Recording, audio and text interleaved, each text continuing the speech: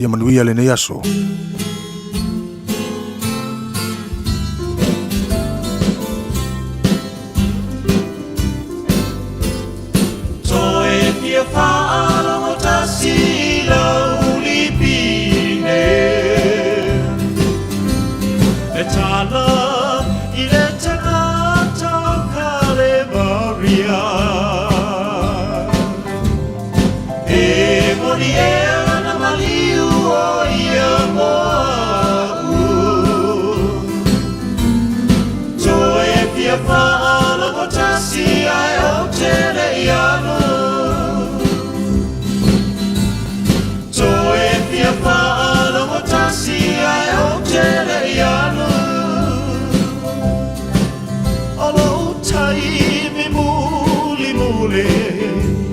Na e tu mai ai le tu si asina bubula pepa pasiona fama uli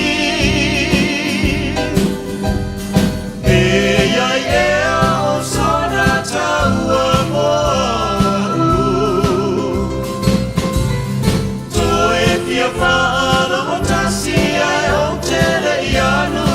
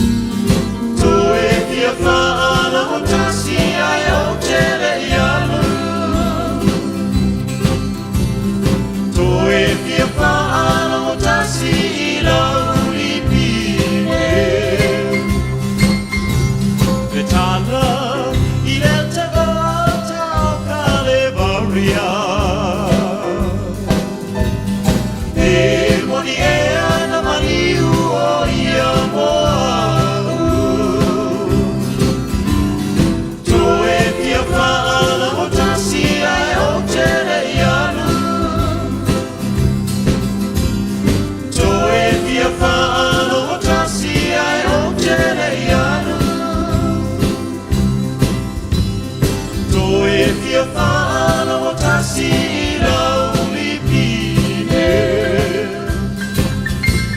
le tala ile tangata kale baria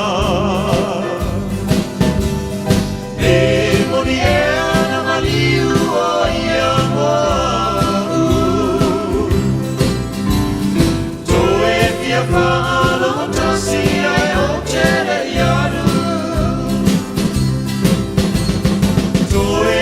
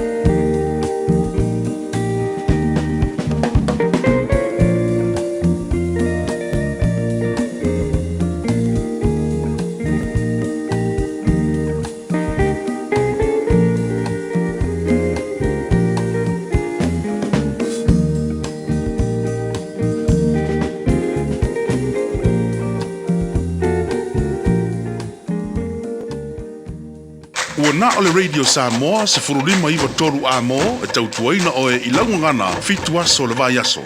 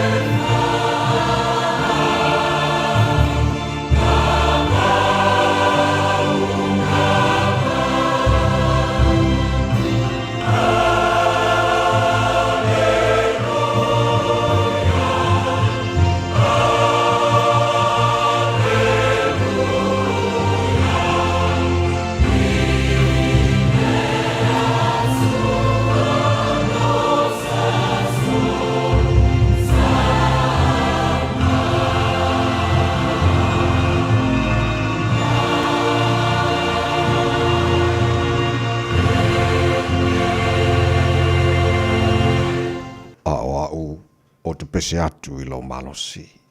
O te alanga fia le tai ao I lo walofa mai. O wana fai oe mo olo mawalunga o malu le aso na puapuanga I na iau. Lo malosi o te fai pese nga lama I a te oe. Awa o le atua olo mawalunga lea. O le atua walofa mai I a te au.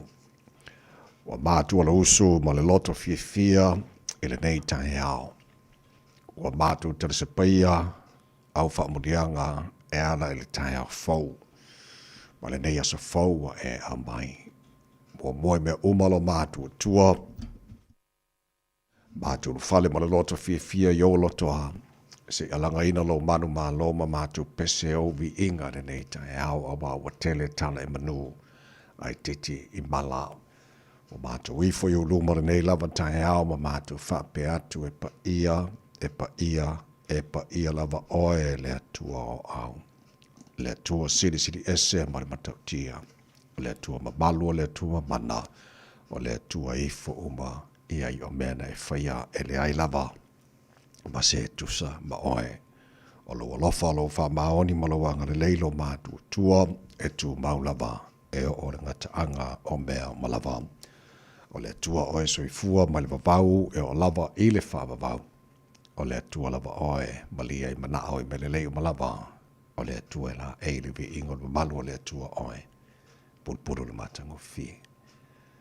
Ta mawhaf te tele lau mea lofa lo la fau ma tu mawara nei tai ao. Whaf te lo lofa o e wha popo fori ni aso fau le whai tawino aso la soifua le turumara ma tu wala o ma tu o lia fori ni aso ngafua. Luas futori e aso mati or whalaunga nei fo I te sanga. O le mātu malanga nei aso lo mātu o tua, mātu tu inatu o ao whamura mole, tau tai mai le mātu o whalaunga o whai nei. Matu ia whaiva, whengai ma le tunu le matanga nei wa yaso, mātu manatu o pele tunu pele Samoa le mātu te talo whamura ia le tunu. Matu ia te itai ma le whainga malo, matu ia nei o mātu te ngata I le ngata I Samoa. Ao le alala ma le pāpa awa iso se maenga o le nei fo I lalo langi. Manuira nei atunu o New Zealand o mātunu lofa mamawai. Whapena atunu uma ole nei lalo langi. Ala whangia nei mātu whanau.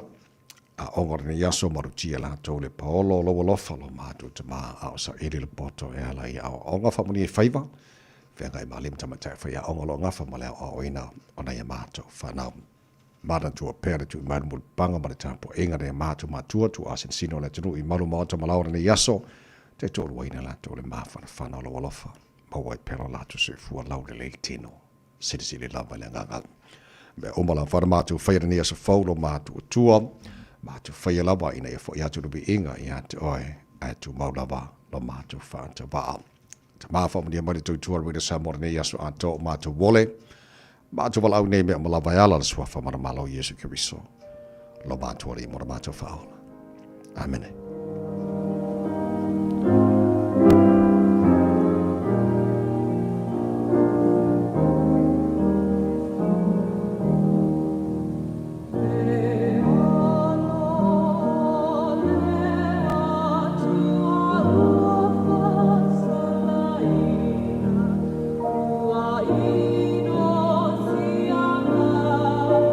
To love for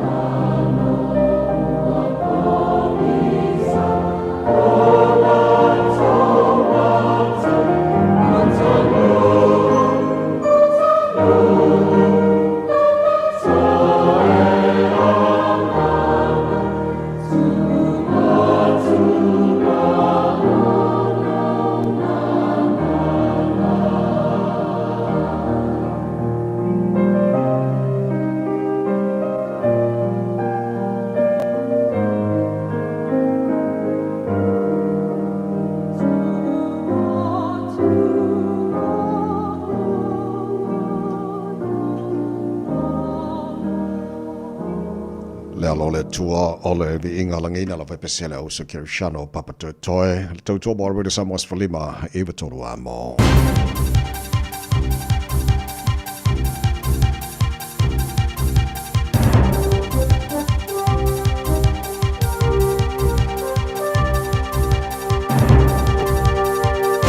In this update, the government says there are better ways of providing support to people than a blanket cut to fuel prices. Finance Minister Nicola Willis visited Marsden Point in Northland yesterday in the midst of rapidly rising oil prices due to the Iran war. She's assuring people there's still about 7 weeks' worth of fuel supply, either in the country or on its way. Willis says cutting prices isn't the only way to help people with their commute. Income straight to people that they then can make choices about is better than just discounting one form of transport. Another former minister from a major party is moving to align themselves with New Zealand First. Yesterday, party leader Winston Peters delivered his State of the Nation speech in Tauranga. At the event, former National MP and Pacific Peoples Minister Alfred Ngaro confirmed he'll stand as a candidate for New Zealand First this election. Ngaro says he's still thankful for the National Party, which gave him his start. Some people have asked, why did I leave? I didn't leave. The party shifted its values. And for me as a Conservative, it was a bit hard to be there. And in a sense, I found myself being pushed out. An investigation's underway after a young woman was stabbed in Christchurch's St Albans on Saturday night.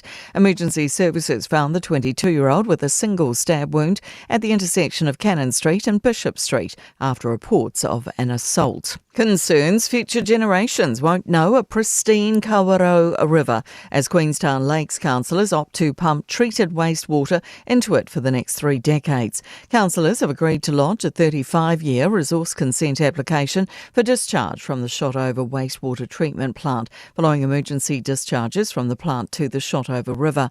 Mayor John Glover says this is council's only choice right now, but they'll continue to explore other options. We hear everybody's concerns. We're the meat in the sandwich where we need to be mindful of the costs. Ultimately, it's the ratepayers that will pay for it. But we know that for a lot of people, it's not what they see as being a good future outcome. That's news. In sport, to the men's shot put at the World Athletics Indoor Championships in Poland. But Walsh on the podium at the moment again. Oh, way off to the left-hand side, but it's long. It's long from Tom Walsh. So where did Tom Walsh's penultimate throw leave him? It's 21.66. We have a new leader by 2 centimetres. Walsh eventually secured his 4th title with a final throw of 21.82 metres after taking the lead with that 21.66 heave. The New Zealand men have lost the 4th T20 Cricket International by 19 runs, chasing 165 against South Africa in Wellington, meaning the series moves to a decider in Christchurch on Wednesday. That's sport. I'm Jodie Gill. Ua na ole Radio Samoa se furulima iwa toru amo e tautuaina oe I laungangana fitua so le vai aso. Momone tai ono fa talofa mo fa felo ai la tele lava mal binga te vai Samoa la tenu pele pa ia mal lo fa fonga ga malo le sui fu mo wia fa malo fo le tenu ia le folau fa talofa ia te olis fa mo malo lo tatu fa alo yisu kiriso le o tatu mo ai le ni aso o le aso wa fa le tu tatu te oli matatu fie yai tatu ave bi inga ia te ia o mo le nei fsile fa inga nga fa tau si fu ono le tu malona alofa o mo le belo tu si fu mo le mato malosi ia matatu fsile fa ia le amatanga ni foi vai aso mar fa mo mo mo ia fa ugo le nava yaso le lofa mo hanga le o tatu matai le langi fa tai le tu tatu fsile fa mo dua le mala nei aso mo fu o lua se fulu mo to ia yaso mati o tatu fulu mo le lua fe lua se fulu mo le ono ismail fa fonga le por kala me maro le tai ar le samos fa le mai mo to mo le fe ngal mana tasha ba lua so mai intini on tatu Facebook ma YouTube por le samo se rota si batia mo fe festa angelo si mo to ora nei vai bene to ina ese pa ele to la ese fulu le tai nei malo se fomoria mana nei tai ao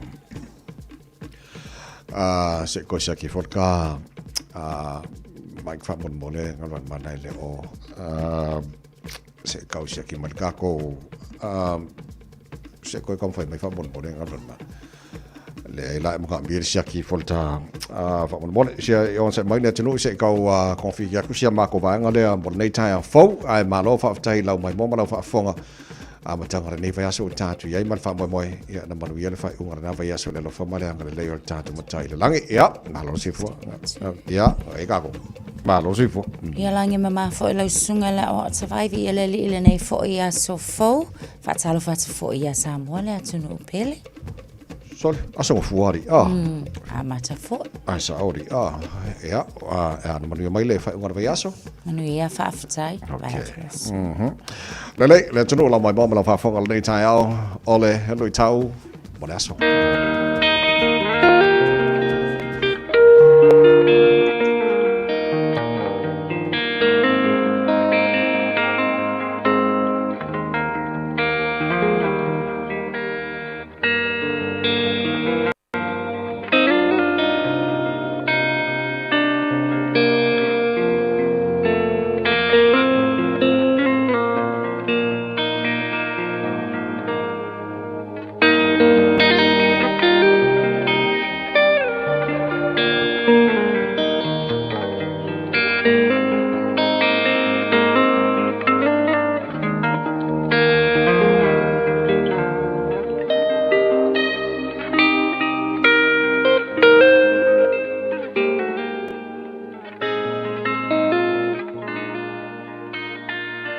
Tau mō le aso.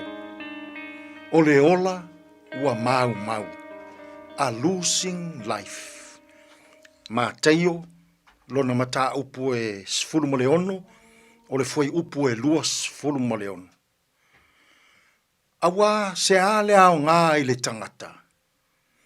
Pe a whaina te maua le lalo langi uma. Ai mau mau ai lona ola. Se a fo i se ao ngai a vatu e le tangata, e tōngi ola ai, lona ola. O le ola ua mau mau, a losing life. Wa tātou iai le vā yaso pa ia, a o anga atu Yesu i lona maliu ma lona toe tū. O nai ana toe e a o onga ia tu sao i lona au so. Ua whaari manino i Yesu i lona au so. Ua o i le i tu waso male taimi. E tatau o na uru fale atu ai i Jerusalema. E tu watu o ia i lima o ta i tai o le lotu a Iutaia. O le au farisaio, o le au tusi upu, o le au sātu kaio ma osi taulanga. Ina ia whaati ngā ina o ia. Ma fasi o tia, ai tu toe tū mai, i le aso e tolu. Ua vavao atu e Peteru Yesu. Yesu aua leo o le nei mea. Aua nei e tinga ina, ma e oti. O loo pongi sa Peteru. I le winga o fetalainga tu sao a Yesu. Ai se tasi e fia muri mai a tia. I amo e ia lona sa tauro ma muri mai. Ai se fia whaasaunga le muina lona ola. E mau.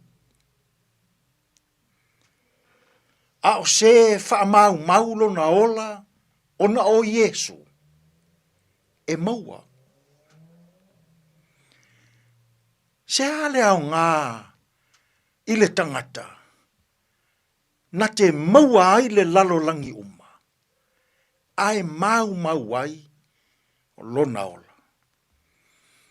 O le winga moni lea, o le maliu, ma le toe tū manu mālo Yesu Keriso, mai le oti ma le tuunga mau.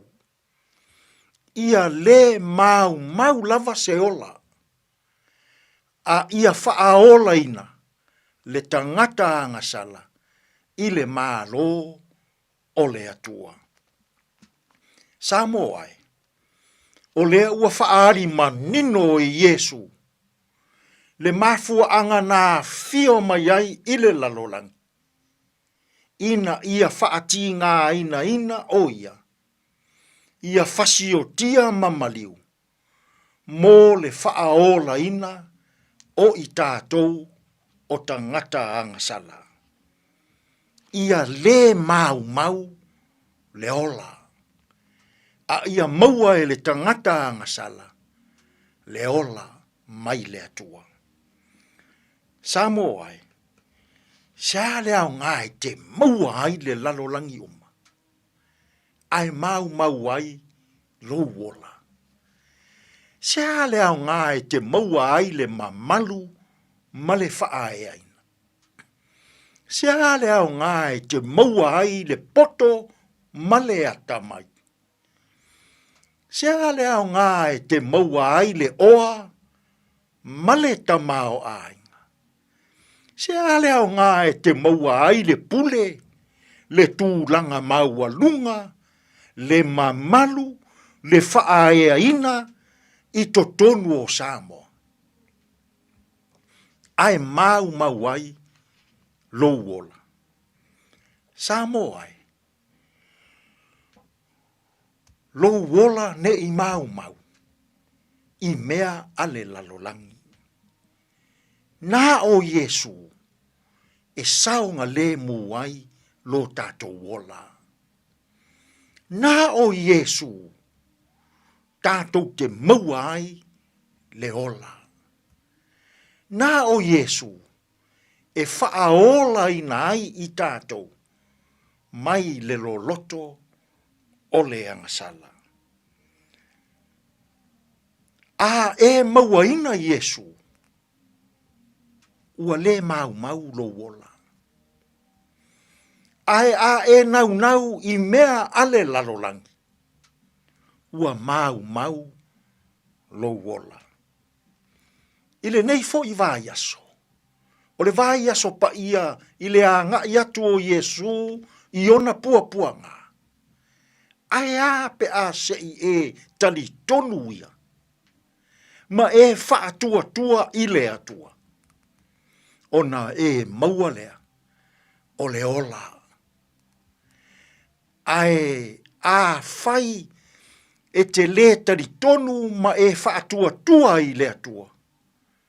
Ua mau lo wola. Samoa, o le maliu ma le toe tuo i Yesu. O le alofa tu noa o le atua. Ne i mau lo tātou wola. Tātou te tāro. Whawhetai le atua. E le mau lo mātou wola. Pe ao mātou tari tonu ma whaatua i la ua fio. Fesoa soa ni maia i a mātou au i tautua ma au nanga i le nei aso. E tonu malele ai mea uma. Lo lava suafa Yesu lo mātou walii ma lo mātou whaaola. Ua mātou te tālo atua i nei. Amen.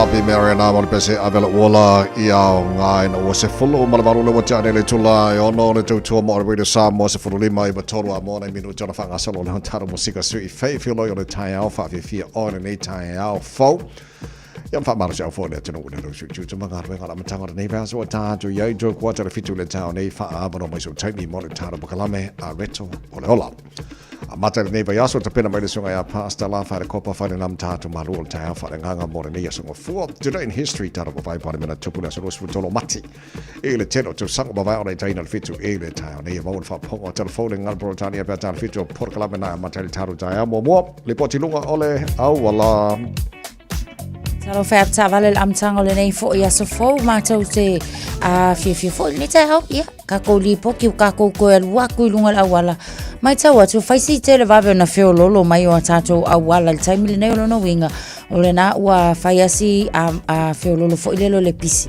a o le lei ngai flow le lei lava tato lava ye o ile anga ia tu le nai matu o mai tau atu Twin Coast Discovery Highway o le o feo lolo mai no winga lang sama mai tato taimi le nei sau I lunga tato State Highway suma le ono mai tau atu Auckland Cumeo Motorway o le o mai tau atu vaenga na wa faisi te le vave na pisi mai taimi le nei Grey Lynn I lunga le vaenga le na le tato State Highway se fulu maleono lea o lo o mai tau atu fo I ai fa pena le anga I atu o I le whaitu le na I Henderson o le fo I o lo o mai tau atu taimi le nei faisi pisi mai o tato ai o ngai le le yelo o yeise fa lave le vaenga le na I lunga le tato State Highway se fulu maleono lunga la le State Highway lua se fulu o lea o lo o mai tau atu taimi le nei tasi lua Tolu atau ta avale o iai le taimile nei lunga le tatou State Highway lua se fulu ave ta avale le anga ia tule na se sifo le vaenga le Mahanga Drive fa solo atu ai lava le anga ia tu o le isi tule la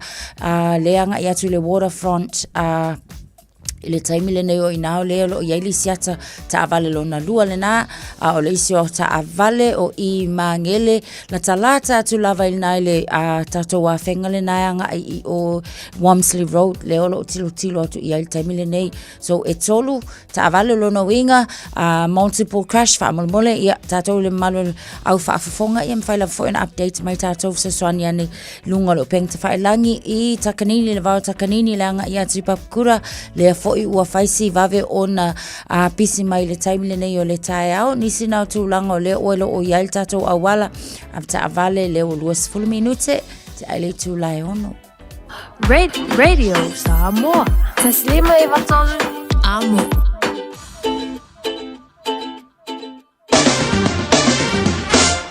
Amatakona neva yaso Ola painga matala nei le talo le tau mo au kilani no whanga whasalunga at Radio Samoa tama kia makauro si furono I le maru o le ea I le nei taimi o le tai au winga whama wina le tau mo le nea songa fuala whasolo e na langi le le tau e pa utimu I niso taimi o le tai au nei lusu whara mo runga nai o le vevela whama wina mo au kilani a matanga le neva yaso si fulima lona mawalalo tai au pe au dia le whasalo foina awa o langi le le tau tela vaenga au kilani luas futolu Morunga vevela fa mawina mo au kilani e le aso a tai aora ba inga yon tua la fa solo pa utimu tela vaenga au kilani le so lulu Fa so fa o timu tele ba ngo kilani le stofi fa so na wa lang de lelas for raile a wa pa o timu le sto nai male aso sa.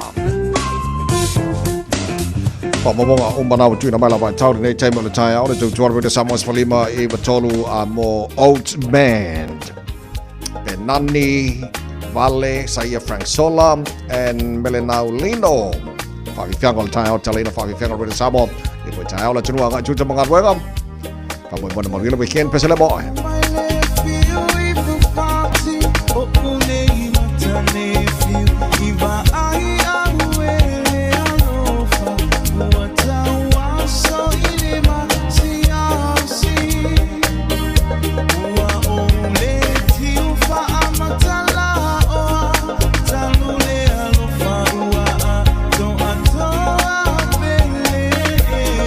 Making a love, it's a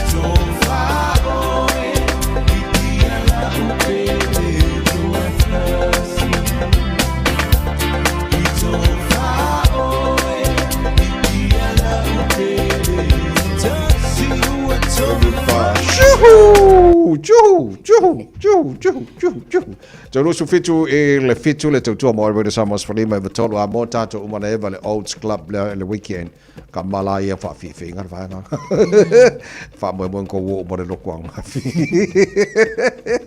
apa lengi ale life u maga kede nga pa tano fa pa ngal tato kala me lungal Facebook mari YouTube ro sa mo ne va ngar tai a malo na persi fu mo wi mari so fa fongal tato wala le sa mo FM 106.1 malo fa tai fa tasi mai le nei for tai fo wa te atu le pisi o le whanau, le pori fesa whenga iau, te lo statement tati ti lo lea i le whai unga sa iei le tau whenga le whanau, whai unga na tabasu o ma whai atu. O na whilau te pawa atu na iei le o le toe State of the Nation, so noanga ale te tae o le New Zealand First, te le nei vaenga nei whai lo foi, ma maniso sui fo o le la ata mo e langa paki.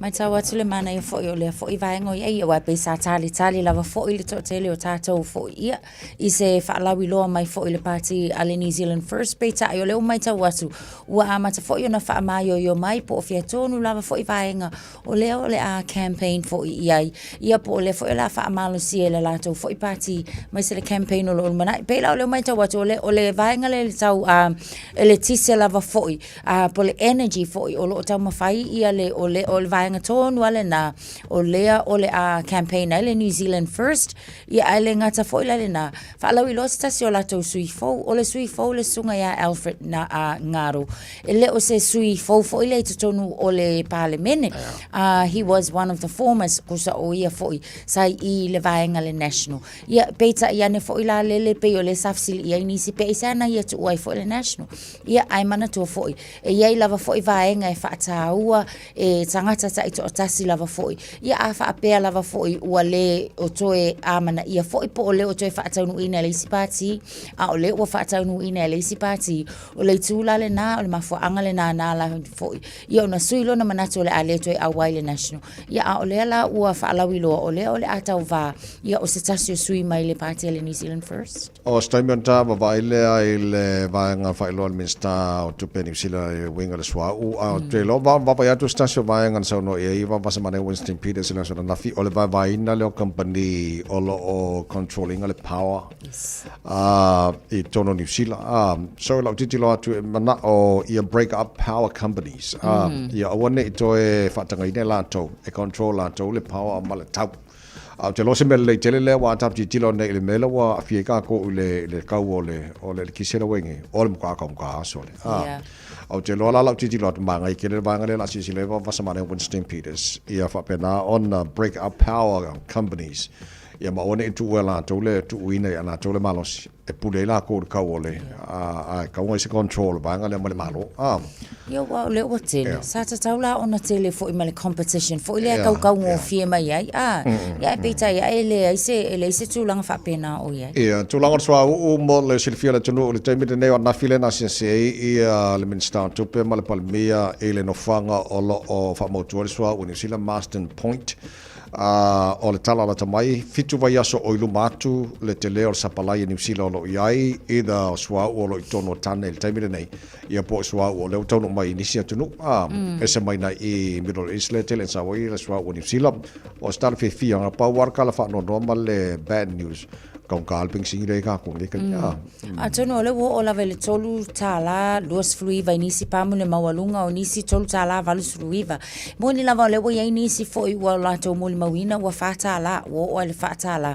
but ele o fa mauni tele la le vaenga le na paula va fo ile ona o masingi o fa nga inga digital machine fo ia o le nga ia tu inisio i la to mo la to tilo pe wo ai si fo si ku ia le faka la pe afa pe o ku o si o ki le pamu but o le o lapta ia fo ia le mamano la tru ina ia mata i tu fo ona ele o fa mauni fo ia vaenga na le inisio time o le tilo ile pen singi fo ile pole iva tasi pengisingi po le tiso, po le kiso le whaonga ina tātou. E whaila si e senga o la afianga. E moni lava lai afia tātou le olo o whaonga ina le pengisini.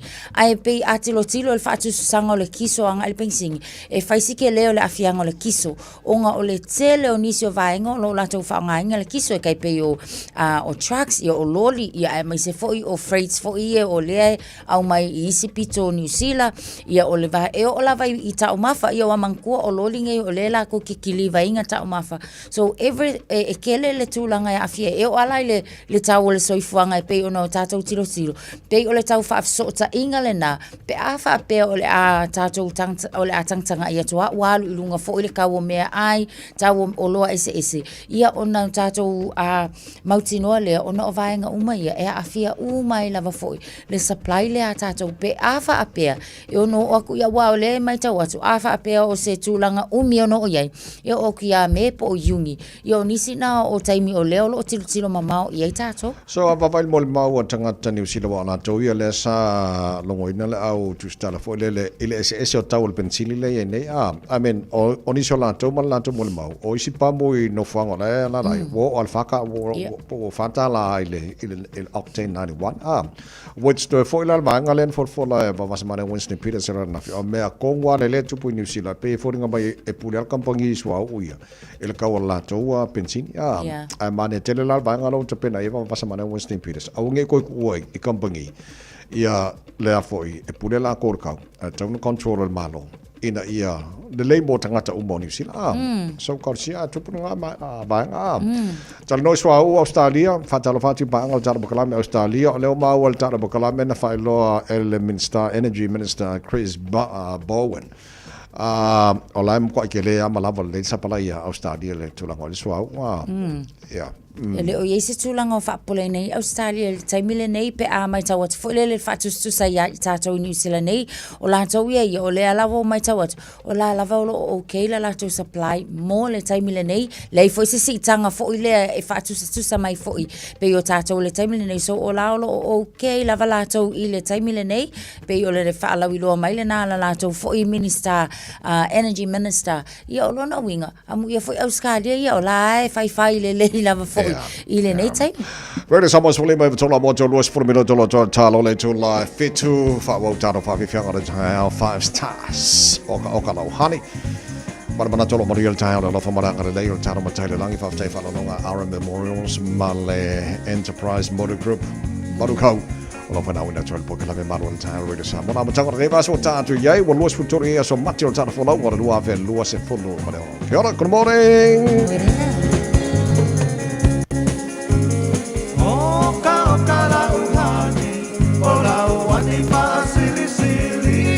Patu saina ise apahela pi pose pisu pasili pose masike ke mai piti pasina sapasui onita mato balipi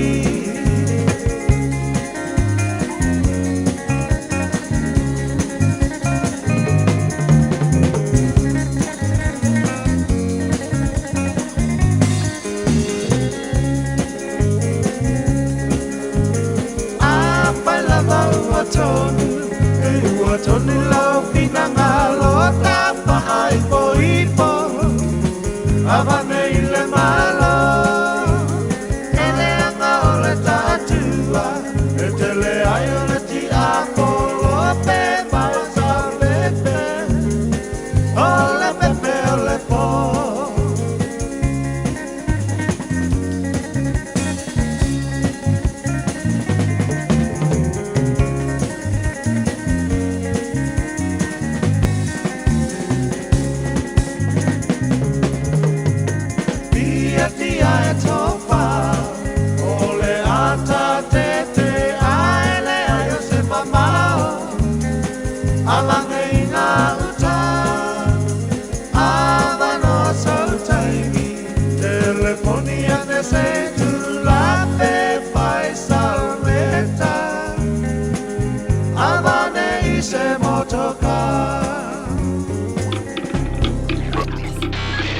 Tasilima i Fatulu Amo Radio Samoa. There are loads of things to do in Tāmaki Makaurau. Celebrate Auckland's vibrant cultures at World of Cultures Festival with free and low-cost activities, food and more across the region. Simply search our Auckland events to get inspired. Tāmaki Turuki, all together Auckland. Talofa Samoa. E mawhairap sosoni atu Dr. Chen i ngasi o le maisoka, toto maulunga, ti ngā le tino, whapaui no pauna, maisela, manyeso ma le kānesa. Maua le tia whaamamai lo puta ma le paste mo nifotinga ma le whaamalongi no lo fofonga. Whapea products po o loha e sosoni e whaala ma le mole ma dark spots o fulinga. Ua tele ungali ua mawala tau pepe o nar sosoni a Dr. Chen. Ala au noi le lua fituono tolu fitu fitu, lua fituono tolu fitu fitu, pea fiuane i le lua ono, Great South Road i Otahuhu. Talofa Samoa, wa ule ne yo kaspiti alu, awal suwi ya ngila wa ule kio. Eva mai ina se fudu lima iva kolu, Radio Samoa, bevela Tato toi sesa tui lunga o le ala tele, toi wha mautino atu le tūlanga le sa iai le tato wha alavelave tau ta avale sa wha atatu i le taimi mua o i Wamsley Road, anga i atu i le tato vaenga le i le lua se fulu a o ina tonu le sa iai le wha alavelave tau ta avale le multiple crash le na ia ma o lo o mai tau atu o le lane tau matau le na o lo o tapunia i le taimi le nei, wha amale mole ave ta avale sa i utangia foi ia vaenga na o le ala tele. Tātou anga i atu i lunga le tātou State Highway se fulu male ono mai tau watu ngai mai i le vaenga lea Western Springs wha solo mai lama se o mai i Point Chevrolet mai tau watu ia ua whaisi pisi o le vaenga atua le na o le ala tele wha pēnā fo i la le anga i atu le na o i Messi o le fo i wa amata ia ona pisi mai taimi le nei lunga le tātou anga i atu le awala lau papa o le naife o lolo tātou le taimi le nei se vanga nala anga i atu lea i tu atu le nai le vaenga le nai Rosedale leu a matau na tilo atu fo il taimi le nei vaenga le nai o le na ua se le vave o na pisi il taimi le nei o lunga le tātou Southern Motorway o lea ma ngai al feo lolo mai le taimi le nei le fo i se whaalawe tau ta avale le vaenga le na o le awala se vanga na lava takanini on State Highway 1 i le anga i mai le na anga i mai i Manurewa East paule na o le vaenga o le ala tele fo i le na o lo mai tau atu whaisi pisi il taimi le nei nisi o vaenga o tātou al tele i o le nā lawa i whio lolo le taimi le nei tu e suli ma minute after avale o na tā leo le tulai fitu. Talofa, we're the Katinas and you're listening to Radio Samoa on 1593 AM. Bread of life sent down from glory. Many things you were on earth, a holy king, a carpenter, but you are the living word. Say it now. Come on.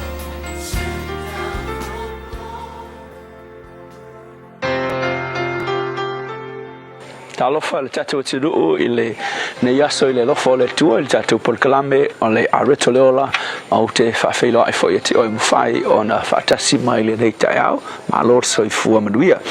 O le tusi whaalinga le mitau pe ono whai upumua mua i whapea na uiloa atu fwoi ua te talaina e le tamai maa moe le tasi o whaamau whaailonga.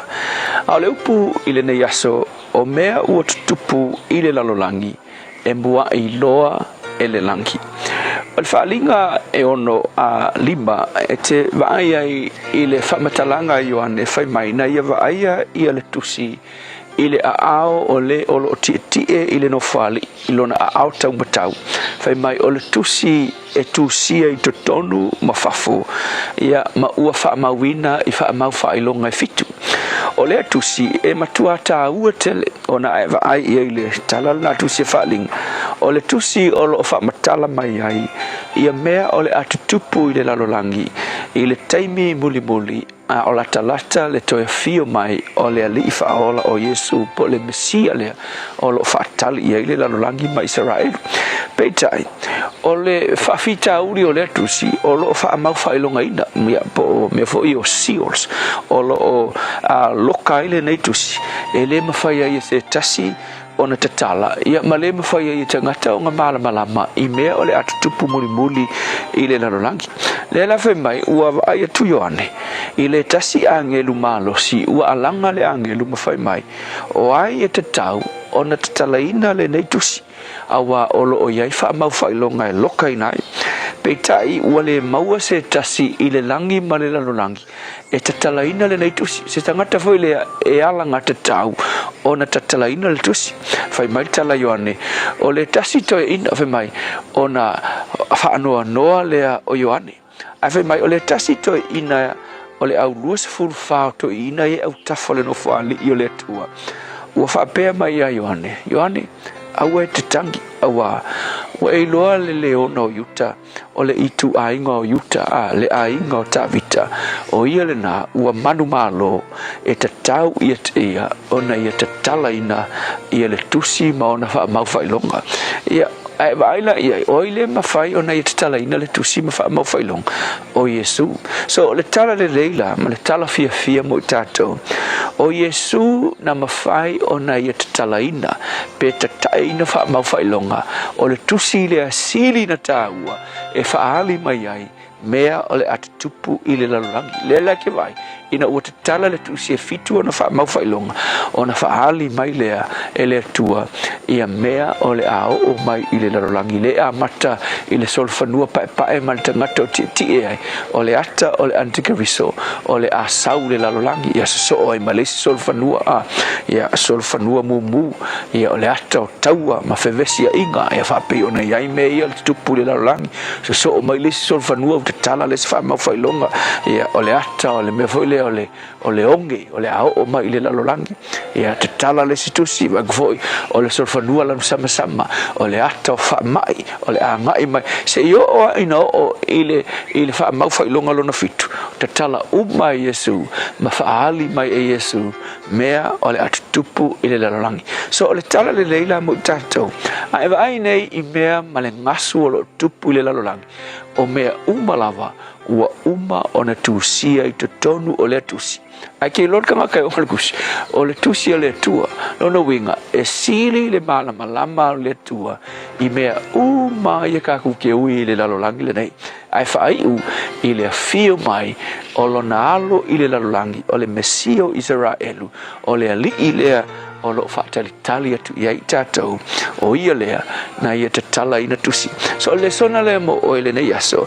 a o tutupu mea I le olanga le nei ma le lalolangi le nei e au fia I taua o lo eva ai atu nei le vau Israelu mai sinu o mea umalava o uma o na tusia ma wha mau le tua a le mea sirinkaua e malama le Yesu I mea o lo tupu I le lalolangi so la me ki pole ai a fai o ye se mafutanga va la lata o e ma le lifa ola o le ungo me umalava e manu malo ia le leona le o Yuta o Yesu I le ungo me umo tau o fevesia inga o honge ma wha mai o le antikariso sau a le ungo le aso e manu malo Yesu e a fio mai o ia o le wha moenga lea o lo tatou look forward uma iai tatou te vaaya le a fio mai o lo tatou ali ma whaia le o la tanga mo tatou Yesu whaifitai o ame tupu le nei olanga ma tau te loe tau alunga I le fio mai o Yesu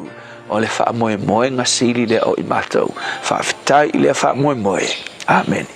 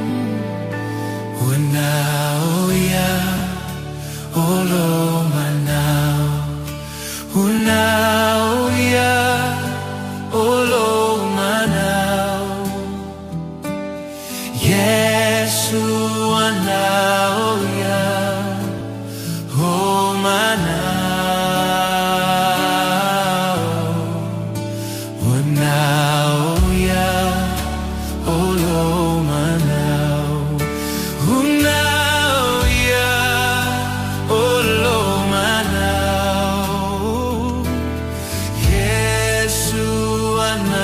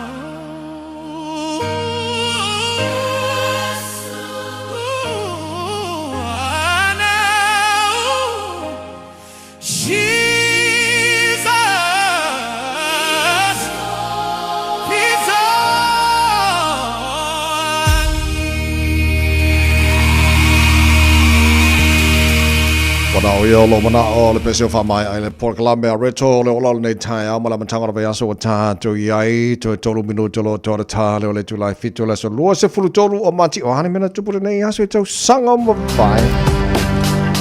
Ne sole tau sanga tasi iwa tasi fitu o se a sio tele lava fo'i na whaamawina I tutono le Midwest I le United States fasiuti ai fo'i pe malili wainisi e lua se lau se fulu ma le tasi. A o le tasi iwa 5 ia na avea ai le atunu o Sudan o se atunu ututo a tasi mo le taimi mua. A luas a tausanga lua fe luas fulu toi matama a toi tangtanga I fo'i ia le WHO I whaamaumau o le COVID sa iai I le taimi o le lockdown mua se lau afe le au wha'i o cases sa iai I tutono le ono sfulfitu aso I le taimi lona lua se lau afe cases sa iai I tutono e na o le se fulu tasi aso a le taimi lona tolu e se lau afe cases sa iai le na fo I taimi whaamaumauina I tutono o aso e wha o le e senga le na o taimi ia o le ngai mai o le sosolo fo I male malo se le COVID sa iai I le na fo I tausanga ni sina vainga mena tupu le nei aso I tausanga Tala Falava o le siufonga le neo Samoa, le Radio Samoa. Fire and Emergency New Zealand advises that paid firefighters will stop work for 1 hour from 12 p.m. to 1 p.m. today. During this hour, fire and emergencies response in some towns and cities will be delayed. Please be careful doing anything that could start a fire. Do not leave cooking unattended. Remember, if there is a fire, get out, stay out and call 111. For more information, visit fireandemergency.nz. Oso. Son, fe o kausinga iau makari I la manga iau lau ka vali fou. La boy amu so. Bag. On Enterprise Motor Group man ka. Wa uso yaid kaya wangi. Lei yang whakamoe lau whainga duenga. Ai o akurea fi wa show lau ka mai lunga lau ala. Wa ma koinga ka vale. Piki apu SUV, van. So koinga ka vale ha. O feet faltava. O le 5 fiku Great South Road man kau. Pe vile le over se lau 5 o dua korfa. Enterprise Motor Group man kau. Sa ili, fili, ma ave loa lau ta vale. Radio Samoa, tasilima iwa tolu amo.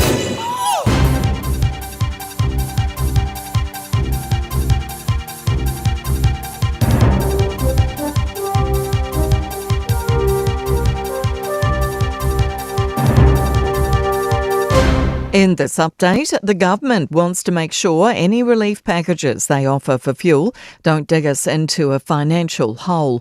Finance Minister Nicola Willis visited Marsden Point in Northland yesterday amid rising oil prices due to the Middle East conflict. She's reassuring people there's still 7 weeks' worth of fuel supply either here or on its way. Willis says they're looking at ways to help households in a careful, targeted and temporary manner. If our government spends too much on relief packages, we could inadvertently drive up inflation and price increases across the economy. Warnings retaliation from Iran will likely put Qatar's Ras Laffan energy facility back in the firing line. The US president's threatened to obliterate Iranian energy facilities if Iran doesn't reopen the global oil shipping route within a 48-hour time frame. Iran, meanwhile, says the strait will completely close if the US targets its infrastructure. Sky News military analyst Sean Bell says previous damage to Ras Laffan impacted energy costs overseas. This is a vast enterprise, very difficult to protect. There's over 100,000 people that work here. If this was targeted again, would probably create a lot more pain and suffering for the West than it would for Iran. The Greens are calling on the government to make public transport free for 3 months to help relieve financial pressure from the Iran war. The Green Party says it will give its votes to National for a relief package if it includes 6 of its proposed measures. An exclusive report shows flawed systems and poor resourcing preceded a man's death in prison. 46-year-old Rob Fitzpatrick died in Mount Eden prison in June last year after allegedly being beaten to death by his cellmate. A draft Health New Zealand review obtained by the Herald shows the forensic prison team had no information about the victim's cellmate. It suggests they had no input in placing the mentally unwell men together and were shut out from accessing important health documents. That's news. In sport, the New Zealand men have lost by 19 runs to South Africa at Wellington in the fourth T20 of their 5-match cricket series. The visitors scored 164 for 5 before restricting the host to 145 all out. The deciding game is in Christchurch on Wednesday. The dates for New Zealand's first 4-test tour of Australia have been announced. The series begins in Perth from December 9 to 13, then moves to Adelaide from December 17 to 21 before the traditional Boxing Day and New Year's fixtures in Melbourne and Sydney, respectively. Shot putter Tom Walsh has won his 4th World Athletics Indoor Championship title in Poland, the most by any man. That's sport. I'm Jody Gill. Ua na ole Radio Samoa se furulima iwa toru a mo e tautuaina o e ilaungangana fitua so le vai aso. Mamafalde traffic ile time ile nei takanini ang ayatu I Drury o leo o maitawatu on State Highway 1 ia wafaisi mamafa o le traffic ile time ile nei o lo feo lolo mai lunga o le tato Southern Motorway City Bound o le lava maitawatu o lo tu mau ile feo lolo o le na fo ile o yeise fa lave tau ta avale le vaenga le na lunga o le tato State Highway lua se fulo o maitawatu ia o le fo ile o yeia tau ta avale le vaenga le la tala tatu anga ayatu fo I oni hanga o leo lo ia ile isi ata o le ta vale o le isi o vaenga lo maita watu I Peachcroft Avenue ile anga ia tu lava lea I lunga o le tatus anga ia tu oni hanga o leo lo ia ata I o ta vale Three Kings I le vaenga lea I lunga o le tatu anga ia tu foi I lunga o le tatu State Highway lua se fulu lava le na o leo lo maita watu o lo ia ile ata o le isi ta vale ia male anga ia tu le na anga ia tu I Mount Roscoe ile nei taimi o le tae au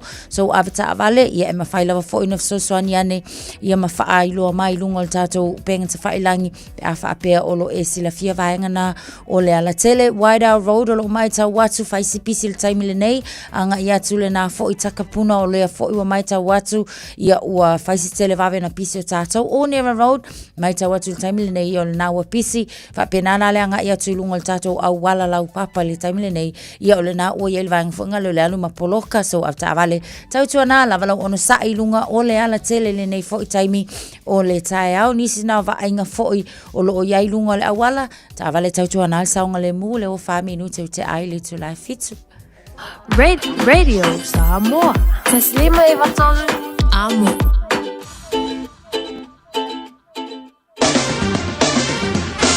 Palo se fomoni ala tino tam fai ona pia ma mai tara po kala nei tai au fa tai mo le tari mai o tua nei tai fo pala matanga na ba so ta tu yele bai ngala ta mai nei le talo le tau taro wa mata mai Samoa ba tu le mana mai langi le tau Samoa le ba ngona tai au wingo le tau Samoa le matanga nei ba yaso la langi le tau e fa solo na awa ba o timo ni so ba ngola tino ile nei yaso fu tolu se fu mo le tasi fa si vero le Samoa nei yaso fu tolu su mo tasi degree Celsius lona ma lunga luas fu mo no e lona mawalalo nai mino tala taru so tai foi Samoa tara no atu su taru Radio Samoa pia follow tele melo tu Samoa mai fole tala ta mai la mai tau fa mo monga online na lo mawal taru kala me nei foi ba ngole tai au se mai tala tau New Zealand nei taru ba mai motu saute fa talo fa pa nga o malava le malo le tai so se ba ngore motu saute malo la versi fo mo wi lang de le tau Westport Los fulu morunga ma fana los fulu lima morunga de vela e wana kala lang de lei fo le tau los fulu morunga ma fana timbaru fa soron awa lang de lei tau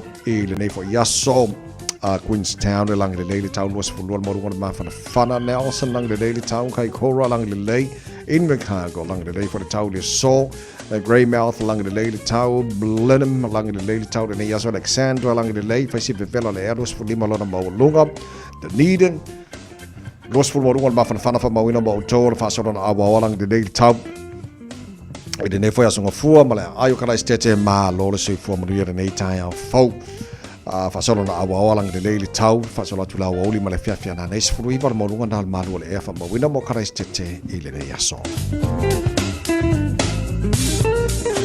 il motu matu pi tola bunga motu matu lua se fumar fan manunga ve vela kai taia fa solon awa pa timu ma fatimu ngani so taimi o le tai ao langi le leile fia na nei fa talo fa le tino o so se banga la mua Wellington lo tar ma futa nei foi tai ama la matanga nei va yaso fa solo langi de leili tau mo tau le so ma nga yel ma fanga mo e lus fu lona mo lunga a seki fanga rei le so la fa solo pa utimu ma fa timu ngali so taimi langi de leili fia na nei lus fu lo mo lunga ma fana te lo wa nga tauranga de so lus fu lo mo lunga ma fana pa utimu langi de leili fia na nei fa solo langi de leili tau pa utimu ni so taimi tau po rotorua o le fa solo foi in pa utimu langi de lei lus fu lo mo lunga ma fana lang de lei para umu Palmerston North lang de lei le tau le so lo su farmo ngal de vela ni Plymouth lang de lei le tau e pa utimu ni so taimi la fia na nei lo su lo mo lunga ma fan le e nei pia lang de lei tau mo tau le so Masterton ta so lang de lei fo le tau de yaso le ben lang de lei le tau chelo ba Hastings lang de lei le tau lo su tasi mo lunga ma fan Gisborne lo su mo lunga ma fan lang de lei le tau le so kiri do Hamilton e ma lo le sui fo mo ria fa solo pa utimu lang de leila o li mana fia na nei lo su fa mo lunga na le vela fa ma wina mo kiri do ile so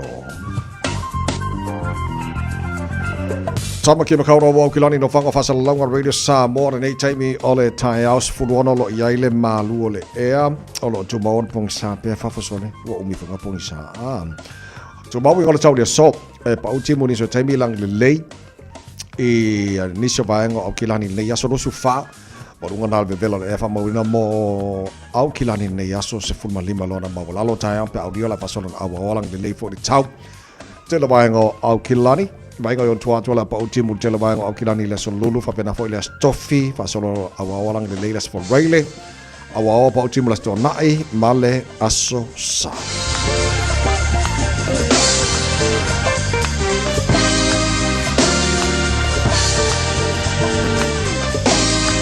Papa mawa o manao tu na mai lava tau nei taimi ole taiao ina ua valu le wa ja nei le tu la e fitu na wala mai ni so pangal tapa kala mengal man fa vele e state highway rosefu le yo mai i le ofi on hanga ia la wo mo kwa yo oi ko o mai rural te lo fa so la ku le tano le ofa mai le rosefu wo ele kiu nei taimi ole taiao so ta tolo malanga mai sifo anga mai south nei mo southbound state highway rosefu yo fa la vena le na so mai ni so pa angal tapa kala nei foi tai fo ma lo fa tele pa angal tapa kala me so mai Mr Collins uso ala fa tu nei tai fa tele ma mai ma le update tu la ngoi le state highway was full mal pisikeni ka house ka fe eri ya le ala mtanga va yaso mata to yai fa mo sama le weekend mota to o te lo va yaso ta wole nei mo la kirshano o le va yaso le ola ta to wangatu fa mana tu le malanga fa tu po yesu i tonu o lona lu so le sala so ne sala pama pe ona fa na twin le telo ka le sia kirshano yon tatu wanga tu le va yaso fo o le va yaso fa ngoino le va yaso pa ia tatu wanga tu fa manatu ia le settle ni foi sang ia o le faita wina le o seasons po o tau o le savadinga la kirshano lo ye nei ia man fa moi ia tau fo le settle ni ole ia le maliu yesu tatu fa manatu nei timing al celebrate al maliu man fa tanga na mai le yesu au maia yes umona fa ye le tu fa tanga mo tatu ia le ona nga ia o lo fa wo pele fa laina ia wala ga le mulmuli al telo e kale si el fast food was fo le ia fa laina ka kala ile aso olto tu para manga e kelo le ia ngali ar ka ma fa lai vale fa lo long sa te lo mai an fa mo mo fa nau sa fa ngai fa ngor ba so ma mana ia wa fa congratulations te lo a onga fa mo ina fo i ai tele no le fai ole polyfest bolas falile as go ngai perform il tele wa o va kula fanga wa ko rua grand borasia o ngai o Glen Kills o va I think wa ngo makal 50 night o va ko o ke le lo la pola le theme or the polyfest ko sang o va ko le fanga I think I put a little bit of Christian mark ko uniform o le uniform la o Glen Kills e pe langu be maka right o fa la fanga o le theme o le environment o va pe o cafe fe fa masingo le fa o le ya le la ngai wala inga foi inga ke lo la le vai ngal na ale na fa ma dia ile aso o longa tong ya o matamata le uniform o Dealworth o sole ma nga fo la fo reflect fo le theme o le environment o le green ma nga ke la le uniform so le Dealworth kama ya nga wa mai ale Poly Festival fa na Mana ia se fo ile le si tia fo ile o le tomai ia manga va ia ila tu sa o fo ia mata ma fai tu fa sia fianga nai fa na fo sa fa tu o le makwa manga ia o le fo ila ia wai ese ala le ia tongi moa o nga tamai tai ese fo tongi moa o nga li ila tu ia ese fo tongi fo ia o nga tu fa tasi manga o le si mena o mai tawina tavai e ia fo ila le kongi fo nga la o nga pulea. Right. Oh, okay. O le la tilo fo ile le fa pe o kai manga ia ke le fo ia wa ia senga o le hoa e le o ma fa le fo ile le ia tulang. A le ke vai ku o le la nga fo na lautongi ai Ormiston College ile vai ngale na o le a o nga mio pulea. Ia o le vai ngala ia tine ile lu fale ia le vo ilanga o ku Auckland Grammar. Auckland Girls Grammar School, ia tu luai Kelston Girls College, ia ai tu langa tolu foi la, ia St. Cuthbert's College, i le vaenga le ioa onga uma mai sisifo, alo sunga le awa. Mana mea ngā ka whakua ka ke musu e whaise kāla i ke i foi ua ia a kupe whamasingo mana.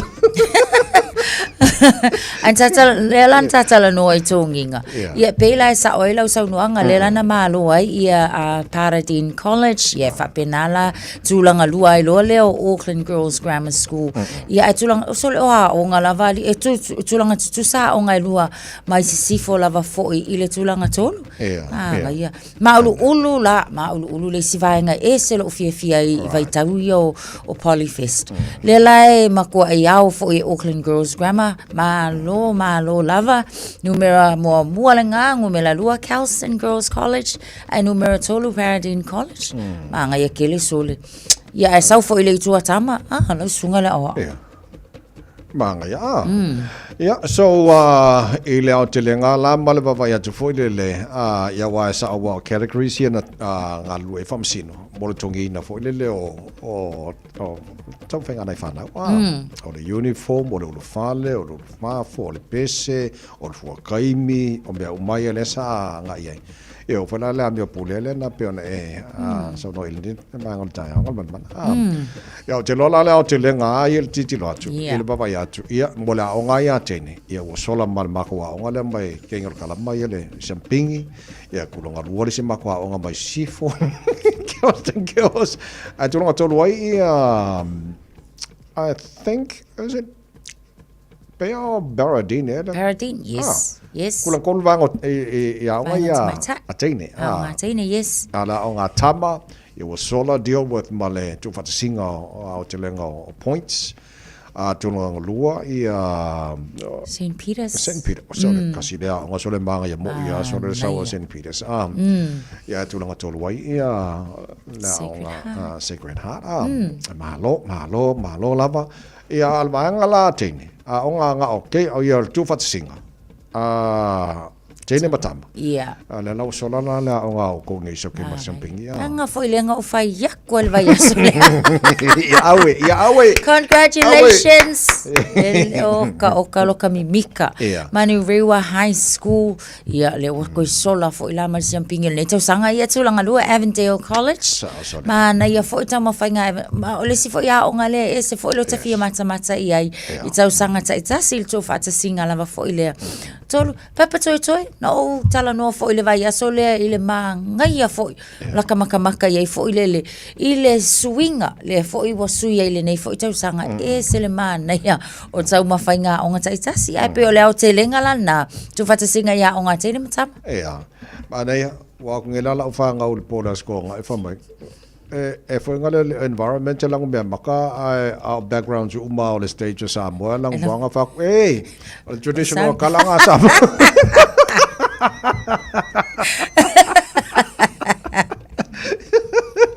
Not got you on the phone. Yeah, Ya malo tene matama malo lava le on sak na lo joy fa malo si mai wa ko foi le kausa pa pia. Ma ka lo so fa ngor ba ya so sot. Io Ma le lo le Warriors so ke fa ko le Warriors le yesod. Ele kai ko fa vai le Warriors. Wa ma ya. Ke lo ma ko I o pola so polas falili. Ma ma so ko ai. Ba nga yo ka lo maka makai ya ole o mai wa ke se fu. Ole Brumbies male mai foi Brumbies marsifi. Iya. Ma ngayor ka lo nga so. Ya man malo le Brumbies Iya. Ya o foi ka lo nga polas ko ngai. Wai foi nga sam ka lo nga la ada Blues male Waratahs ka lo nga mua nga la kama. Karang buah.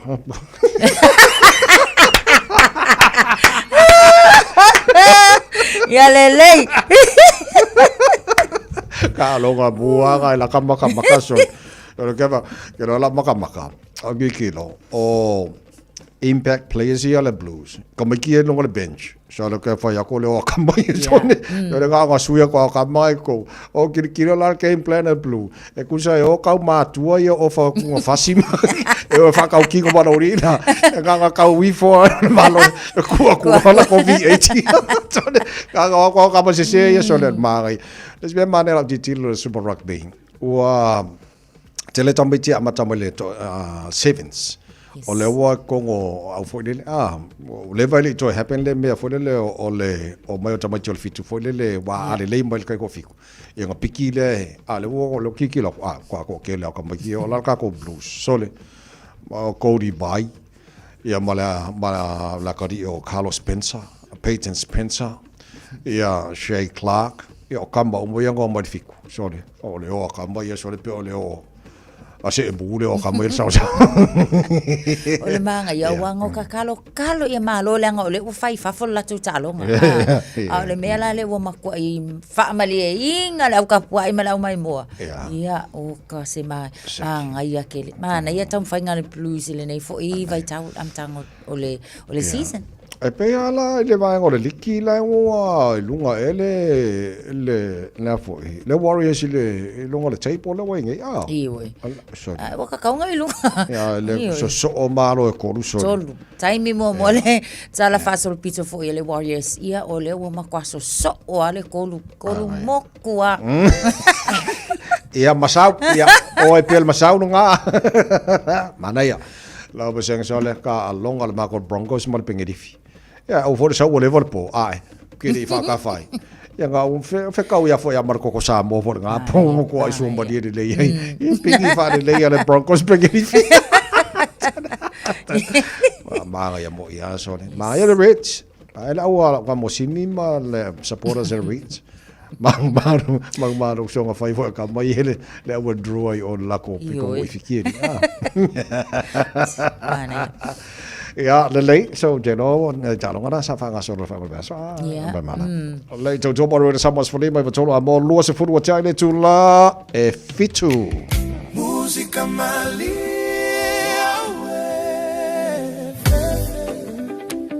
mana yesiba música mali se maya night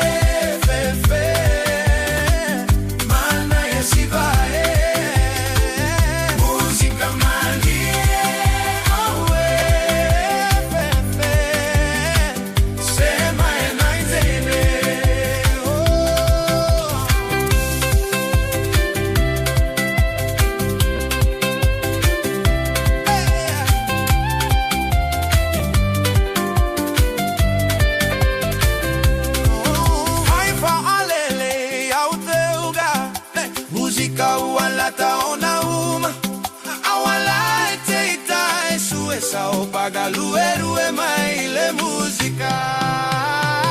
Musica malie.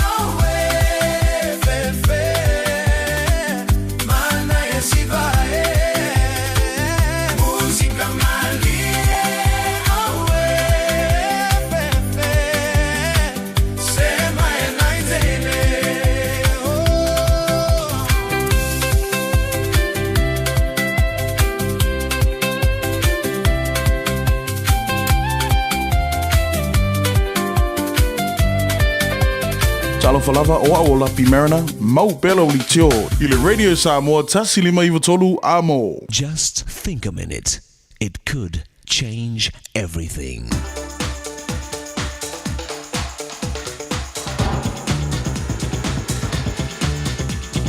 Think a minute. Do you know anyone who enjoys living in a rundown house with a leaky roof?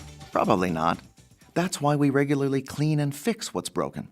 Because our house is where we live. You know, your body is your house. In fact, from the day you're born until the day you die, you're housebound. You live in your body 24 hours a day, every day of your life. So how well do you maintain your life's house? How well you take care of your body will greatly affect how well you can live your life. All your dreams and plans for your family, as well as your job and career, are going to depend greatly on whether you're even healthy enough to enjoy them. Someone said, your body is the baggage you must carry through life. The more excess baggage, the shorter the trip. And it's less fun, too. In a way, we need to take care of our body like a farmer takes care of his land. He invests in all kinds of machines, seed, fertilizer, irrigation, and hired workers. He understands and obeys the laws of nature, planting at the right time, rotating crops and resting a field, and finally harvesting the crop. Because he knows if he doesn't invest in his land, he'll lose it, and all his money. You know, these same laws of planting and harvesting must be followed if we want to take care of our body. The first law is cultivating, since at first the ground is hard and not ready for planting. No farmer would waste good seed on bad soil. It must first be prepared by plowing, so it can be ready to produce a crop. Yet many of us let our bodies settle down into a condition of being stiff and unresponsive. So then we get old before our time. So just like a farmer plows his land, we need to exercise our body to keep it responsive and ready to produce for us. Use it or lose it. A wise man said, if you want to live, you must walk. If you want to live long, you must run. So are you exercising and taking care of your body that your Creator amazingly designed and made for you? If you've wrongly neglected or even abused your body, why not ask Jesus to forgive you today? Then ask Him to help you start changing by disciplining yourself to take care of your body so it can take care of you for life. Just think a minute. If you'd like a free CD of our top 40 programs, write to us on the internet at www.thinkaminute.com and catch us tomorrow at this same time when we stop and think a minute.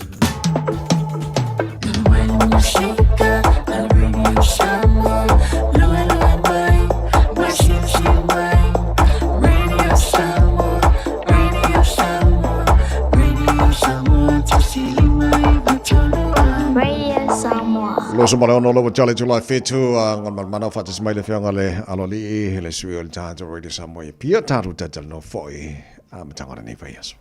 Fatalo fatu foi le nganga fa alo le nei tai a o la fionga ngal malmana ia malo lava foi le soifua manuia malangi mama. Yeah, soifua manuia te tu sala pe por suwe te vai. Morning sir. Yeah, alo lusu. Ma lo soifua nei tai a. O le mai tau atu a tātou tāla mea fo i le nei tai. O le mai tau atu ua whaamautu le aso o le pālota fo i. Pālota la i titi a vai maunga tolu se whalau tele mai e lau o fionga. Ia, o le tarana na mua mai le mori mau whātua tuina la. E ni au mai e whaasi silang a tātou la le mua le. Le whaamsalanga na le au mai o le aso lusu whao. Le aso lusu whao a perila. So le sufa a pevina leo pa moe e fai ai ia le palota le titila a le tu malo vai bona tot no le aso tolu a pevina e tapuni ai ia le tu mau le rolan fa tai ko ile stalo tanga palota ia ona fa tali rola ia le tapena na basani wa ia le palota momoa ia ma le palota le titila ya ke loe o le umo ki loe suita ubale o suida wale o teme fa uga tuai ko isu fa tu po ini ke fili su fa tu mo le finga filinga ri tu malo wai mo motor ala fa tanga ba mana wa le po male si fiala tino le tulanga e ile tangata le swau o le nei vai taimi toro ni sila la tau kwai ke le ale tulanga e ile si tanga man tangata al pensini wa yai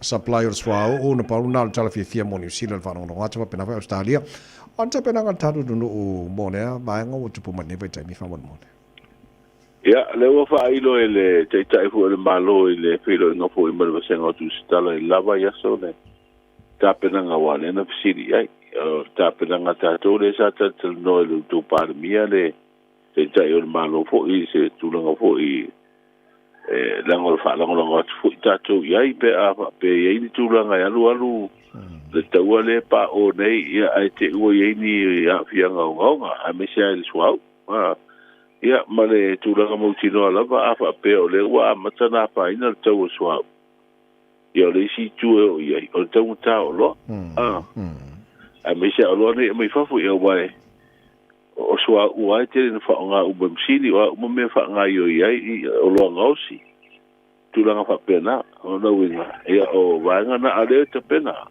le fu ia le commission malo le wa si sila ia pero ai fu dem fatal tel no ma tutu nai ta pena fo ile ia lu le vesile tu le mai nei ia ta tu o ina pangati se temi lumna e mi se tu langa le i le mau pe o le swa wa mo ni la vo le o ia ta tu marsi anga fa naturale mo me le tu langa le tise wa le tise ta tu il te le tise le nga si mai swa u le fa tu mai fa ia luaru te ufa de tonu mai va swa ia tu langa na ile lo tato al tembil nei tu sem fa dinga mai fo te te malo la va de tato tu langa swa le foi fa te pe lu e va swa ia fa te e o mai fo e o mai swa u tato tu o le tau o lo ma le tau swa u tembil nei ia le tau fa ai wi o tu nei masino mat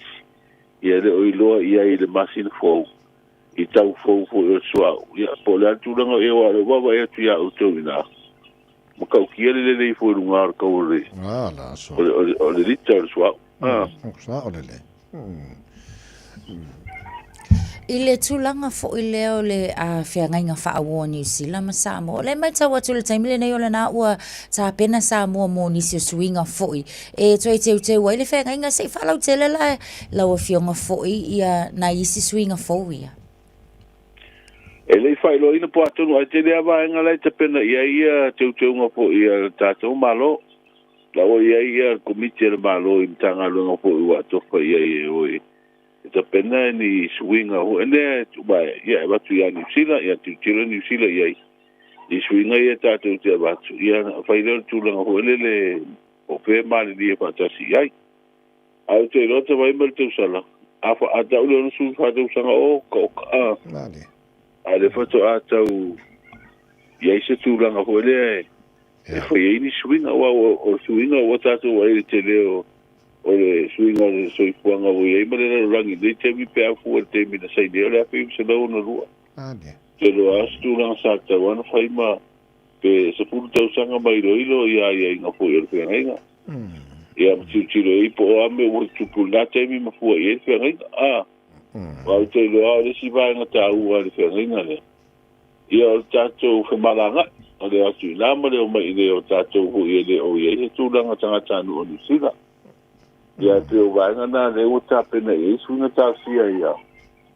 ba vena fatino ia suinga nei ma fa ilo mai ia pe e sina me manuia tu ai mamato i nei te vai matu sa sa le ia au te lo le tasi a vanga le no no i tanto mo swinga i pe na so no man mana o visa be te lo tasi lo vanga le pe lo lungo te le sila na tato na sa mo ia tu langa na tato visa wa le e fa ia tu langa le tasa le visa ia fa te tali pe talia pe te na mai le visa ia na mo tu langa lo tu ai o ala va mafu anga mafu mana mire visa si le malanga tsoi ni sila ai te no pe fa tu sei tu sanga o tsona i mine yes o va la ta tu so tanga tu langa i va ta tu wa tanga o no to te no ta tu tanga ta ia la man no fo ni sila ia fa la ve a masani o ta tu fe o ia pai poi ponga o baliu ia mai si fo fanga fa pena e mafu e ona to te ta tu fe malanga tu nei na ia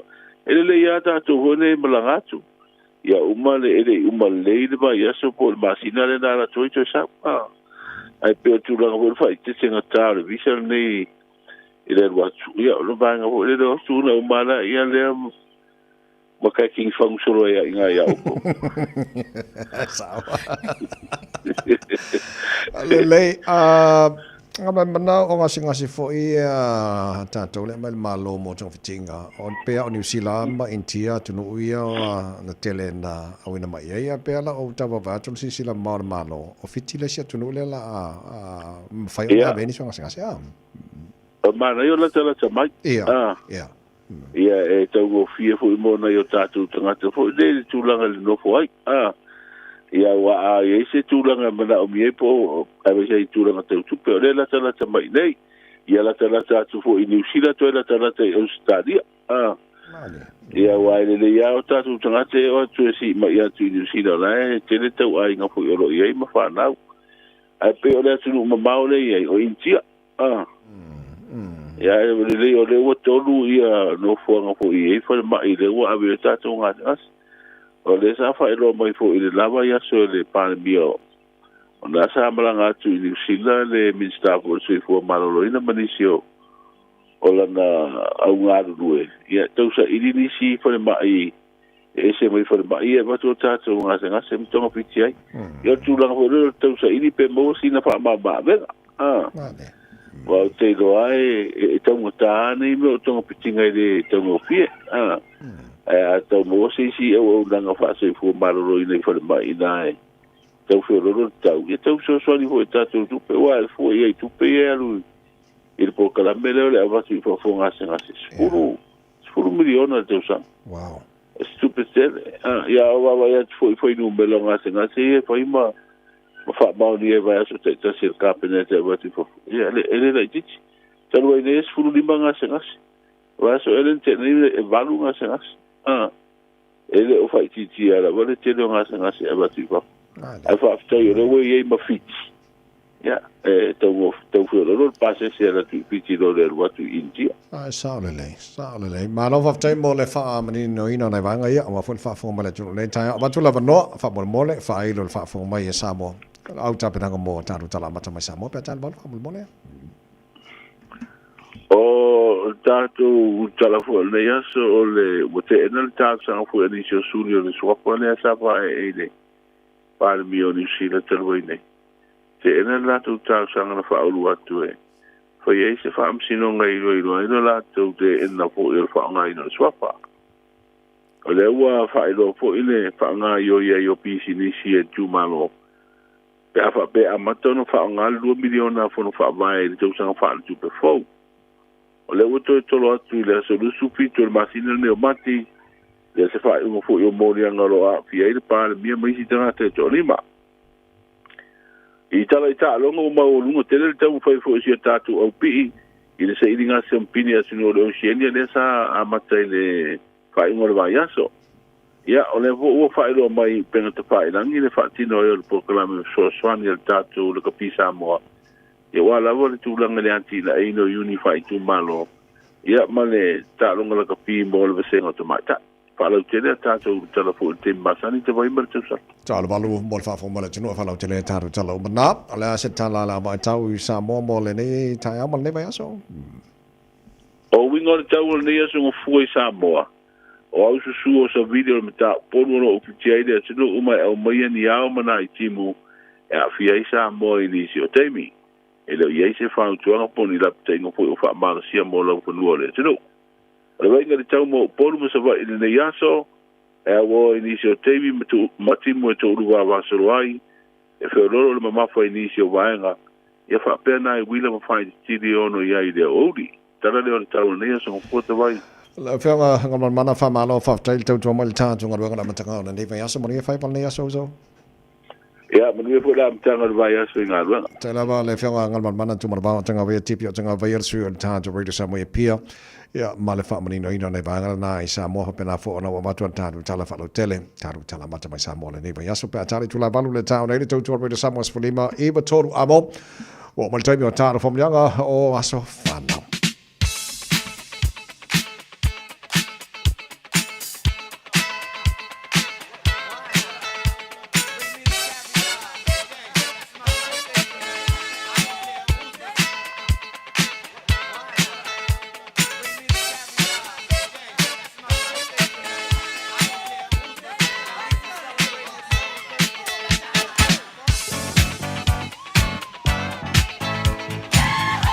Opera swana ola song fuara nei luas futoria ia so mati telefoni o matala mo oi pe ama fana fanga ina telefoni tolu fitu tasi lima e tolo lo mo fona mo le tato email le on air at radiosamoa.co.nz fai fanga Facebook mari YouTube ro Samoa pule po fa wala na va vina me la family nga swana le tai hao is family nga ro pito ele tau no o mai se to fa manu yang le se family nga lungo le email le foi se family nga lungo le tato email nei table tai telefoni pe ia for nga mai la so ko ro maki filemu filemu pe o le lupe o tu sao ele la olive malu ia na ai ele ai orga o ka korga se ko siaki kasia e te ia o yese fa monia ngai pa uia ta ua so kikiro aku okay good ai le ai e fa fo ma nei tai o nei lo aso fa na o nei se sie e mala mai fa monia o ke pore o le fa monia tu ta tu po kala menei e lo was fa nei aso ani e te lo to aso fug todos fulu le bal happy birthday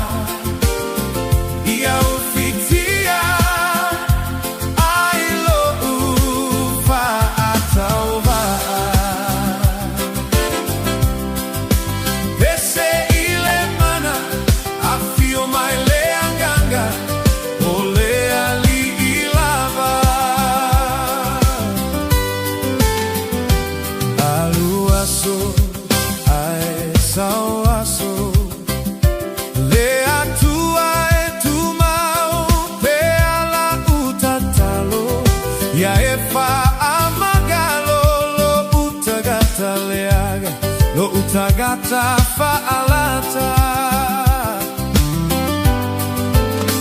La utautinoga ia fa'a solo fa Le oa ale lalo lagi male sa olo toga Lo ulea mana oga Liu liu alo maya Fofoga alo fa Pese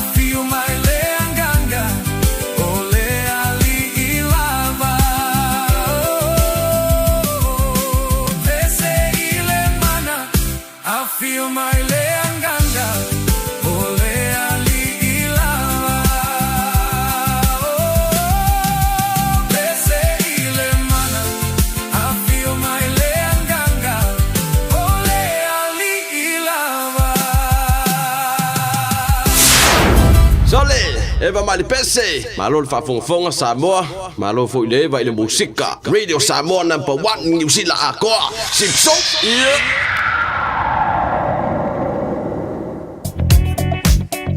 Taimi pisi o lunga o tātou wala te tele on State Highway 1 on the northbound o lo mai tau watu faisi slow o le traffic mai papkura anga i ane i Takanini sau Manukau Luakui o Tara Mount Wellington Penrose mawha wau atu ai Green Lane o vaenga ia on the northbound on the southbound o lo mai tau watu foi ia o le vaenga mai Newmarket anga i ange i Green Lane te Ellerslie o le na o lo o pisi le taimi le nei lunga o tātou State Highway luas fulu o lo o tu mau pea le pisi le na o lo iai ona o le whaalavlave tau ta avale fo ia pei ona sa li poti atu ia ai mai se fo ilo sosoan mai le malo le tunu nisi o vaenga o lo mai tau atu o le la fo ilo mamafa wiri ia o mangele ma le vaenga le nai Hillsborough le taimi le nei State Highway suma leona na eastbound o lo faisi mamafa le traffic mai Lincoln Road anga iangi te atatu le taimi le nei and Western Springs ia ile anga ia tu fo i tutonu o le taulanga T Racco Drive o lo mai tau watu faisi pisi o tātou le anga i atu le nai Pakuranga Green Lane to Kuiper Pass Road o lo maita watu faisi mamafa on the city bound Manukau Road o lo maita watu o faiasi tele na poloka i le anga i atu le na i le New Market i le nei fo i taimi Great North Road o lo slow kako le anga i atu tutono le CBD le taimi le nei maita watu fo i o lo faisi pisi mai o tātou i le vaenga lea i Mount Roscoe mo tātou avita avale ia e whaamanatu atu le na o lo faiasi kelo le poloka o lo iai pe le taimi le nei ia ona o nisi o vaenga i pei ona longo atu mua Panmure Highway anga i atu fo i le vaenga le nai Sylvia Park lea fo i o lo maita watu faisi pisi le taimi le nei o le tae au avita avale tautua na le saunga le muilunga le wala uto is fultolo minute ona ta leo le tu lai valu Radio Samoa Tasilima i watolu Amo Radio Samoa Tasilima i watolu Amo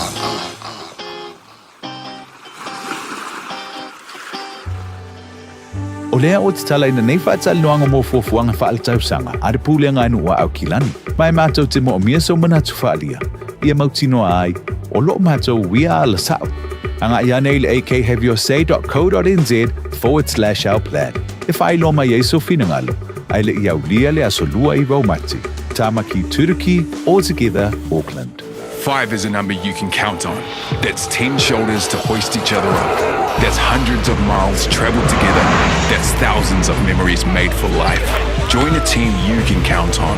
Search Navy, Army, or Air Force careers. Au kilani saute. O sa ili se sa mo oe malo ai.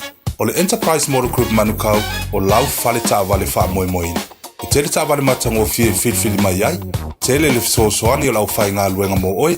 Mo se ta vale talafia ngai. Su mai I le 5 Grey South Road I nei Manukau. Asias fo I le upenga ta whailangi enterprisecars.co.nz. Pe wala au mai I le oval selau 5 lua tolu wha. Enterprise Motor Group Manukau.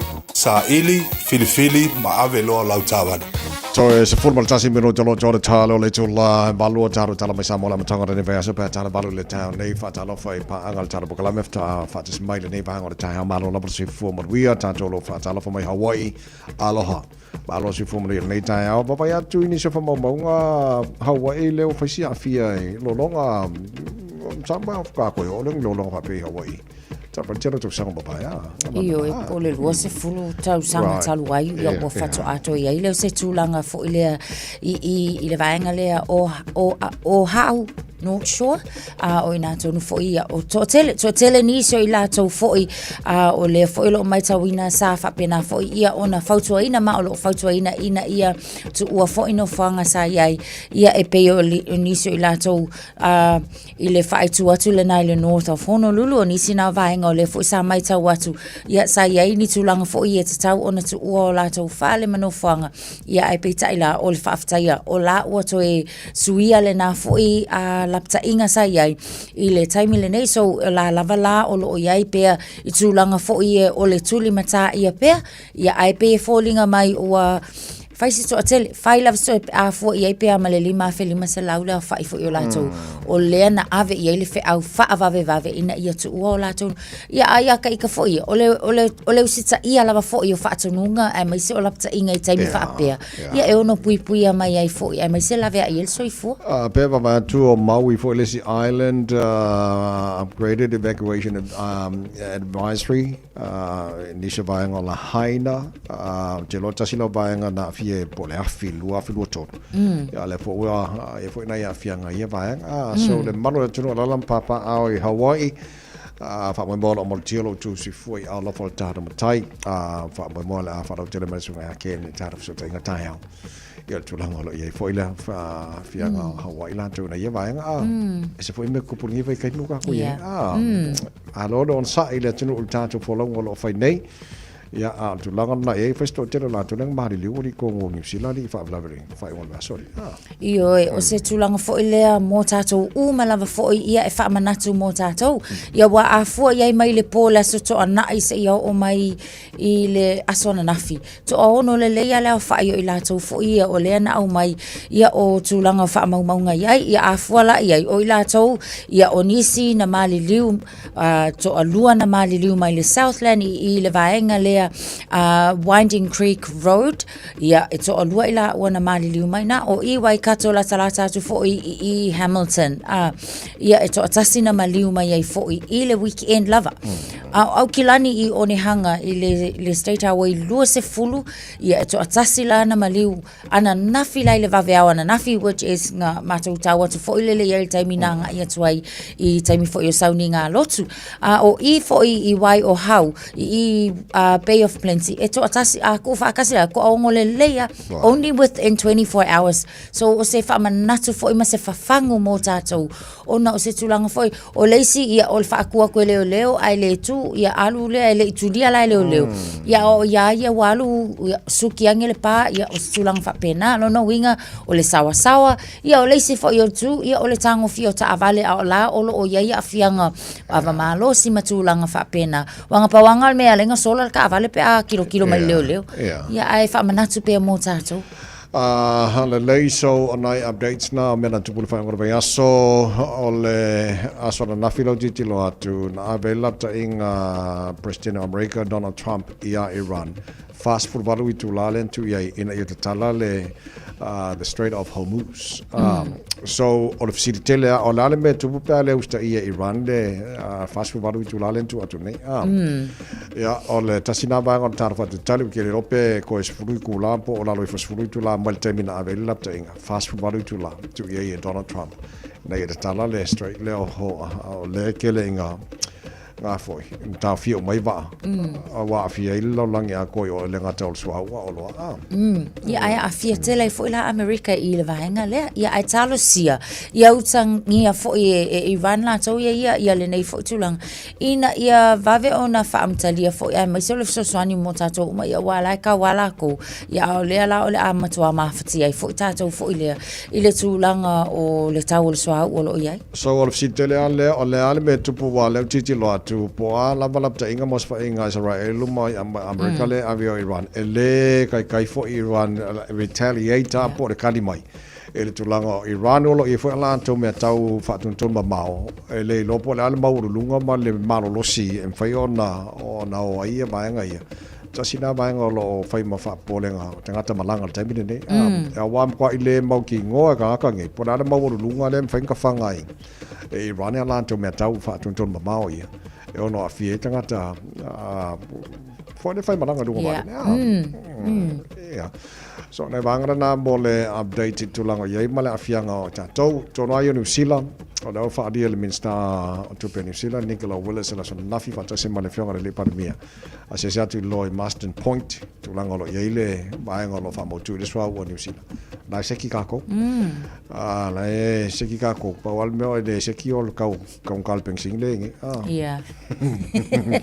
Talo sia wala ngai le o mal temi nem ka de do ka ko pola mu pon malo ne yene ele o yesi fu fuanga malo fa tongo fil pensini but el town is fu fuanga ele tulang el tonga tambo tenga tani sila le yene tongi dal pensini lo ngi lo fa te tsela malo il suang fo le subsidize mai la to le tawol pensini mo ya mai se mo pam pensini ma tanga tala hotel e mo musula me fo le uma ai ko ka fo ye to e fa tumule va enga le sa fa ngaina but ia tawo fo ya mo tato la to wa kakawa e plan mal malo ia e plan fo mal tanga tata ito atasi la to ia le fo mama fo le pola la nga ia plan pe afa pe o le a o tato si tulanga fa ni tafa pe o jalo le to fo le to vi fo New Zealand by time ko viki wa jalo le termina le tilo New Zealand ma fo le ma vil fa jonga gel le ko pe fa alu kai minga po de le ya ai tato karsia ia va vengo mai sakari fifia mo tato Nai matual nei tai au ma lola valon sai and once again congratulations mo tamiti u malava tatua onga sa family ina polyfestival na fo ivayaso wa uma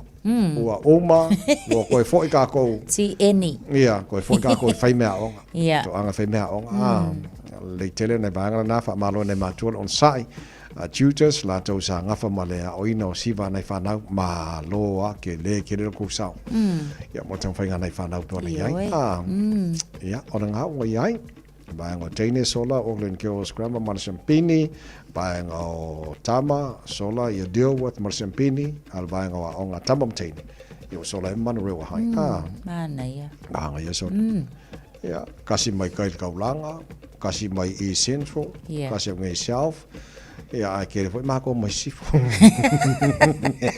anga kele ko wa onga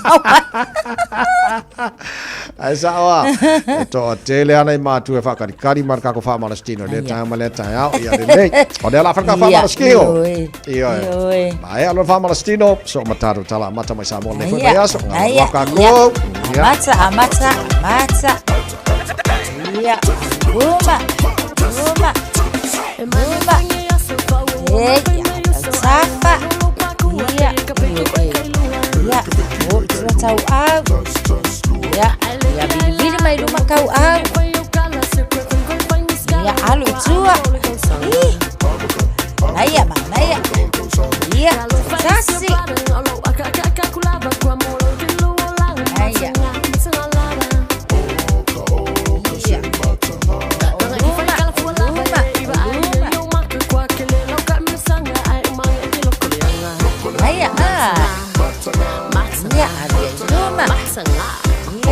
Ya, abang itu Yo. Ayah luma.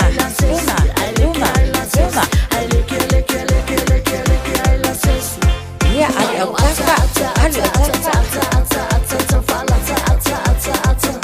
Alu lazy pizza.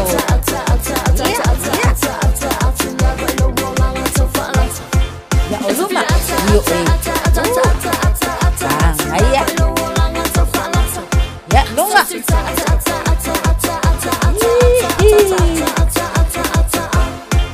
Ayah. Ya, luma.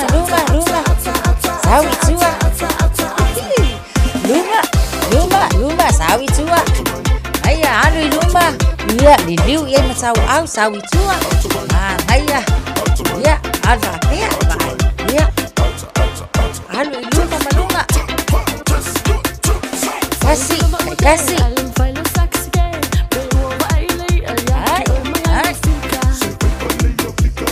Ayah. Tafa. Ayah. Lazy pizza.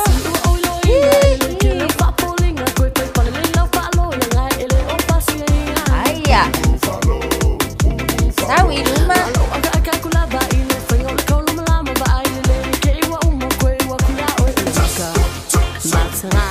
Naya. Yo. Pak Malosi. Lunga.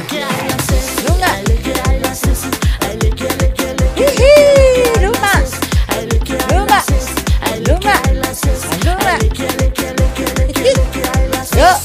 Yo. Kaki. Naya. Se furu se kone. Ia vai le mahanga ia. Ia fai le mua ne loa. Ia. Mana vai tutono. Mana vai fafo, mana vai tutono. Mana vai fafo. Ia, malo le fa malo sile nei tai au. Manu ia tele nei asa soi foi ia.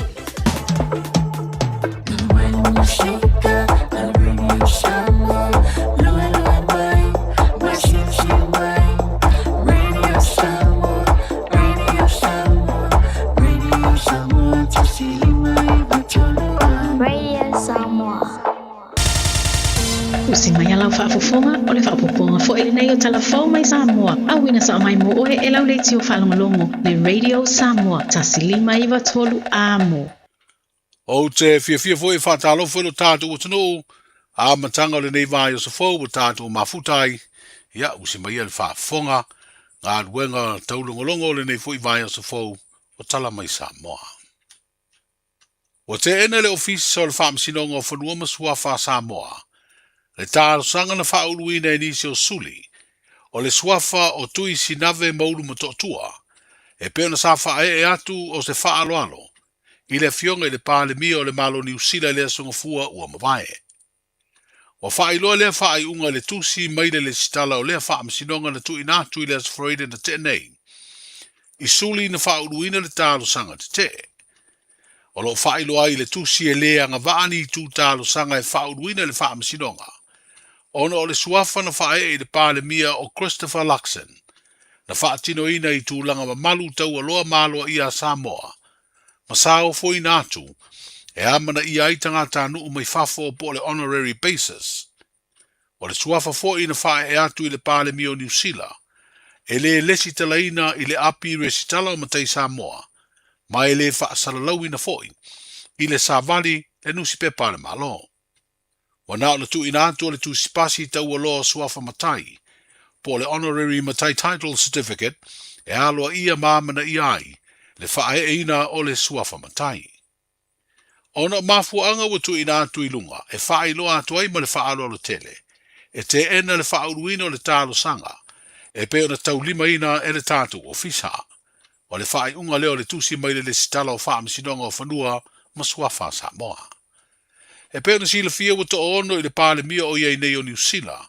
Sui fai pule o le pāle mene o New Zealand ua whae iei suafa matai o Samoa. E pēna au fiai Robert Muldoon, David Longy, Jim Bolger, Bill English ma Christopher Luxon o pāle mia i o le malo o New Zealand.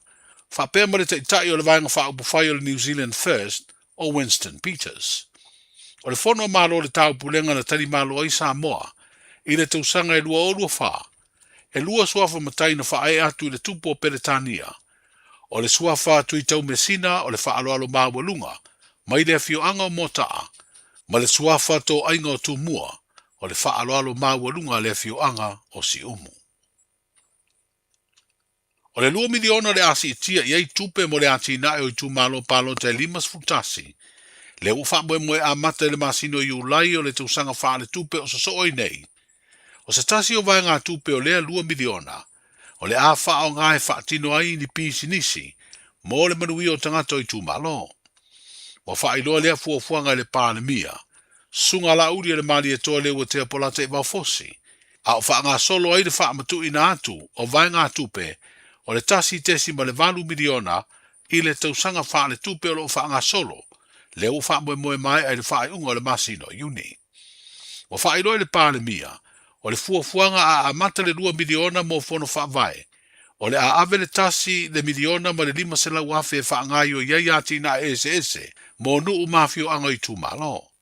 A o le isi 5 sela wafe, e a toa iei le 2 miliona tala. O le a wha o ngā i ati na e tau pi sinisi, ma ia toe mawai nisi tupe wha o popo, a wā fuafuanga i tū malo. O lo ava no fo na filifili se i tū malo pe wha o ngā le 5 sela wafe, e teu whaafaiga luenga. Alfa moe le na whaatulanga atu nei porkalam mea le tātou miliona tala. O le wadi li whai li fufuanga whatatia a le tātou malo i whainga fau. A whapeo le tātou 2 miliona le la fiki nei ia yuni yu lai. ua whaatulanga ina le whautuanga le tātou malo e ave tonu whono whawai uma le atunu. E whaanganga le tasi te sima le 5 miliona. E whaia ia tina e ia i tūlanga o atina e ngā me tonu le uma le tūmalo. Tasi te sima le 5 miliona. O le si 5 se lau wafe tala ua whaanganga i le tūlanga. E whaanganga la ia tina e la neo business. Ai tūmalo, e tonu maua ia tu pere i tūmalo. Commercial site. O lona winga, o i. O lea whatula i le tūmalo i alana business. E whawhai ngā luenga i lava tangata o le tūmalo. Whataitainga, wharepiriki, wharengosi mea, wharewhangu mea whale. Le ale tu inga atina e manao le tūmalo e whai, a ia whau atina e commercial. E toi mau mai tu pere i tūmalo. Po la to share aver valele, po la to share aver utos, po le ase tu inga pisinisi e whau le tūmalo. E mautino ai, e toi ta avare tu pe molato. O lona winga, e umane le nei 5 tausanga.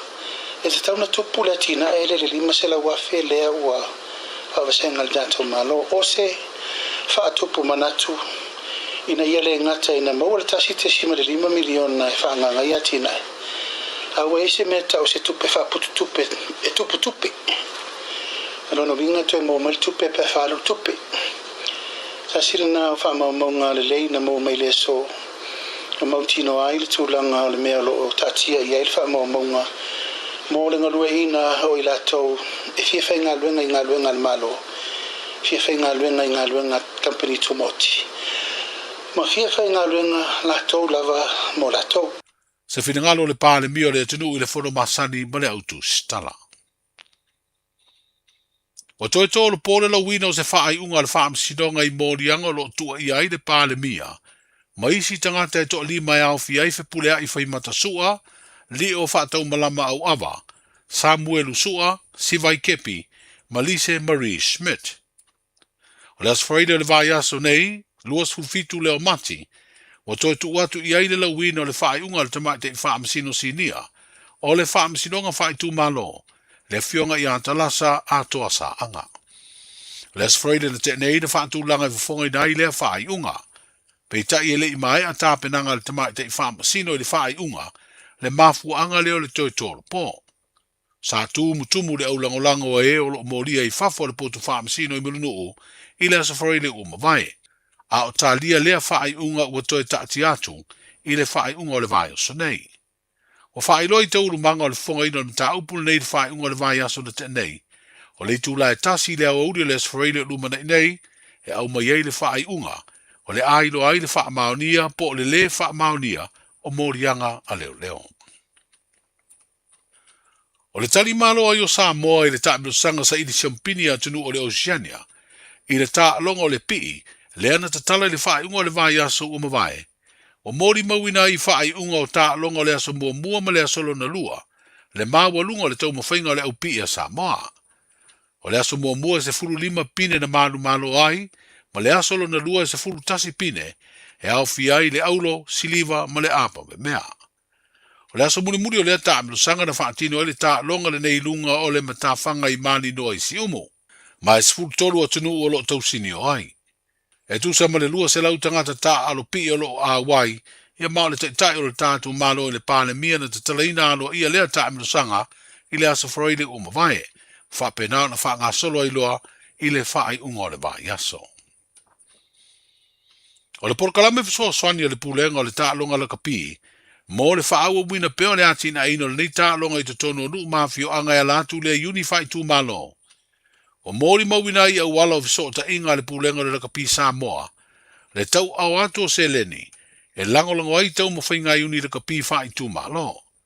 O le whai unga o le vai aso au whanga solo tā longa o le tā minusanga o le neitau sanga, na tau au ai e le Palestine, o ia fo i leo le teitei fono wha vai teimi le kapi Samoa, le siaki tupe whaafe 5 se lau tā la, i le pulenga o le uni whai tu maloa si umo. Ina ua mai o na tau au fo i lea lava lango tau tupe, i isi uni whai tu maloa i tātou motu o ponu. O lo whai doa fo i fiso ta inga le pulenga le tālonga le kapi, le tu ina atu se fiso soani tupe, e tu sa ma le fās furu afe tā la, i le uni le kapi e tamai ta i Samoa. o se leni o le auna i ai le ati na eina, o le tu pātama i tai na ia si ti ai, le tā longa la kapi. Tala amatai o le nei vai o se fau, soifua. Talofa, we're the Katinas. Talofa, this is Pat Lam. Talofa lava o a o Lapi Mariner, mau pelo li tio. I le Radio Samoa, tasilima iwa tolu amo.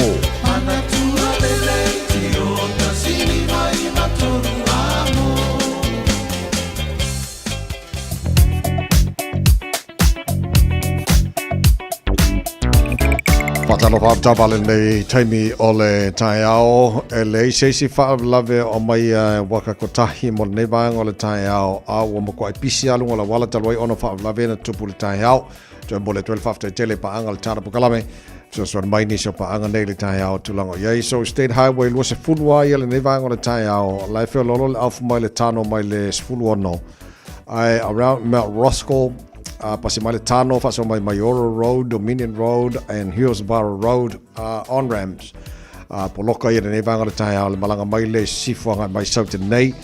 Pasi mai la wala papa I one hanga ma mangere la flow delay la fo o ke mai le malanga losu I le malava lele fa wa mai le was fulu Massey Road on ramp la PCL flow start to Poloka la southbound was full around Lambie Drive on ramp. Then after Rainbow's End at the Ole Lincoln was full on a southbound State Highway 1. State Highway 1 above to Nevang on the tai ao. Fais Poloka la titi lavade o mai Papakura. Manurewa on ramp fais Poloka la Nevang on the tai ao. Flow delay mai Manukau la PCLF flow anga I te Irirangi Istamaki Road on ramp Poloka Highbrook Tip Top Corner Mount Wellington Poloka e te nevanga o tai ao atu Green Lane flow delay I taulanga o Kilani tātou malanga mai C4 Highways Fuluono Life Lolo Link ma o Fuluvalu anga Fuluono o Fuluvalu malanga mai o Green Heights pas mai whenua pai la PCLF flow delay o mai loa le Link ma o Fuluono Westgate Royal Road Lincoln Road Te Aratu Poloka City Bound Whaasolo mai Point Chevallian, Western Springs, Poloka fo ia mo tātou malanga mai sifo ngal taulanga i Kilani. So lunga na la wala nei vanga le tai ama le tele vanga la wala apta vale whamanatu masani le tāra pokalame. Sisi lei whanai whanau whamon mole, awin whamon moe nei whanau. Taime kolose le awala mo latu saunga le mu. So amata onga nei whanau le nei fo ipa yaso. Tala lata mari na lunga ole awala. Radio Samoa. Taslima iwa tolu amo.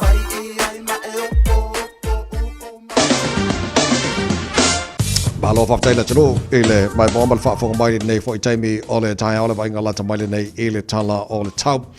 Boba atu Samoa lua se fulma le whawa ele vela le e Samoa nei vanga le tai ao tu alau te boba atu le langi le mai le tau Samoa ele nei vainga o le tai ao.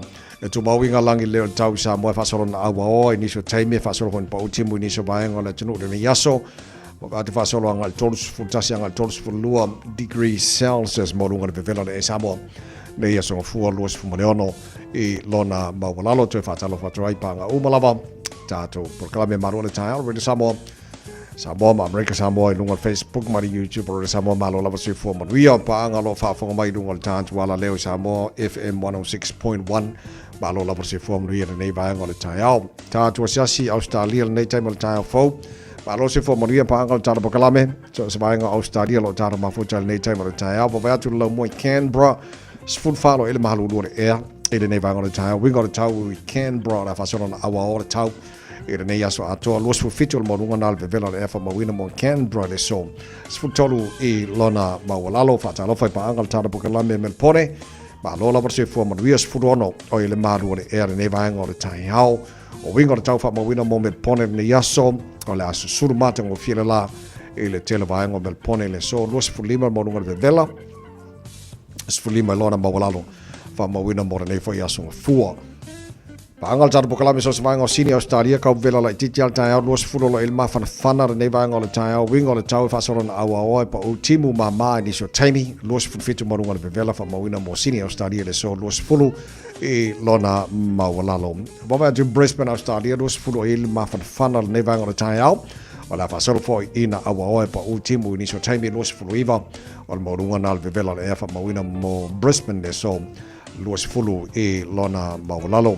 Mawe atu Perth Australia fulu iwa o il malu de nevang o le tai au o la fasolo sulmata ngo fila la mo tau vevela foi o le ea tolu se fulu e lona maurunga o le vai atu na telo vaenga Australia ma le tulanga i le tau wha mawina mo le o amatanga le neve aso o tātou i ai.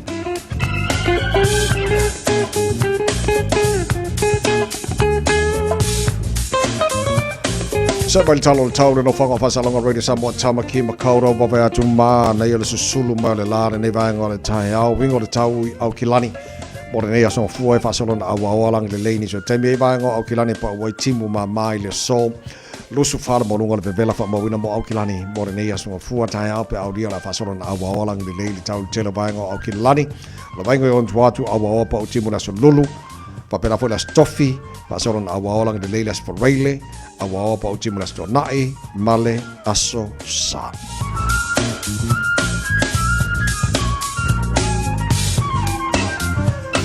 Mabonga o manao tuna mai lava tauna nei taimi o le tai ao le tautua mo le Radio Samoa Sfalima i batolo a moina was furu ono le wata anele tu live balu te fasalawina taro tala mai Samoa pera fa fonga le tunu nei tai ao pe atale tu la sfulma lua la ule le soma le fitu puara nei monis fa pongo taro tala mai Samoa ele tala balu ele tai ao le nao e silfia tele na meolo tupu Samoa te lo sa fata tali umata tu le sfrailin te atu nei ele tulanga ele la wina fam sinonga foi ya ona fionga para bia manise to lima to no la to il na uto fa fonga to la uto tolo ele as for ele nei mala fa longo atu ele to toloina no vinga na furinga mai o le as for ele nei ala no la mo ele un fam sinonga na ma na ele fa longo atu tulanga ele tina i no la papia Samoa tal sia ia de leile atina mo la papia de no ia pe on faro longo tui ia taru tala mai Samoa nei foi tai au mana matanga le baso o tatu ia te tuo mo le Radio Samoa Sfalima i batolu amo mana matanga le nei vai aso no was fulfitu lo te anele tu la e valu semana fa ponga mata o tatu mau fa Samoa nei vai aso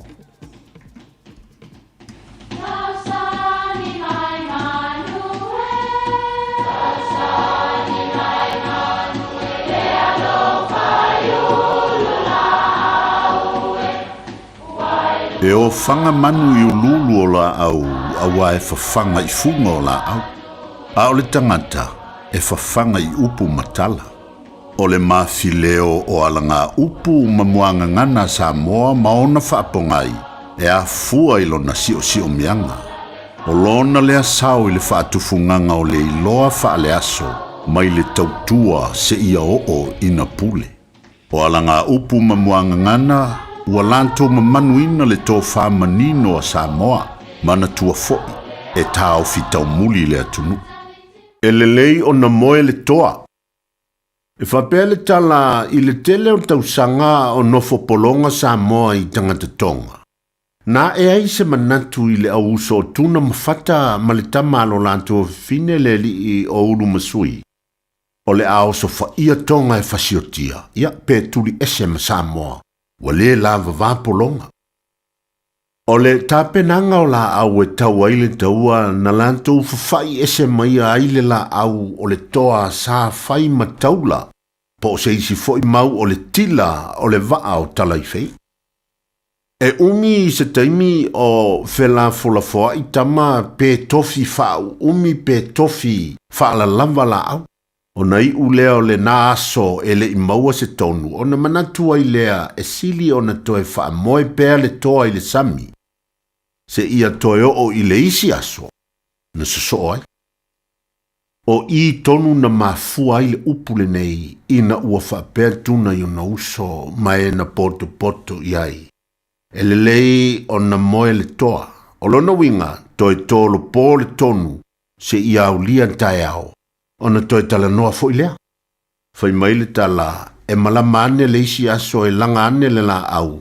Ua tumu i pule o le sami na pipi iai le po. E maasani o na whao ngai ni fono tanga e kalesia ia po nuu ia po so se maftanga lava. A tolo po loa o na whapele au tai po matai. E sili o na moe le toa se iaulia tai ao. E mau ai nisi mana tufou. E le lei o na moe le toa. Ia manuia lau fasonga Samoa ele nei aso.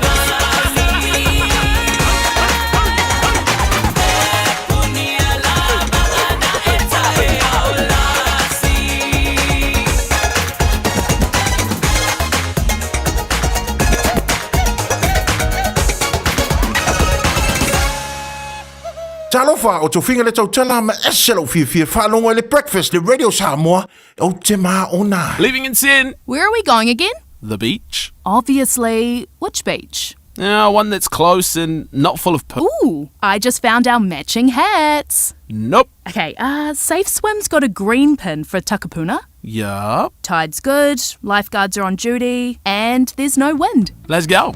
Water quality, tides, lifeguards, weather. All pretty good reasons to check Safe Swim.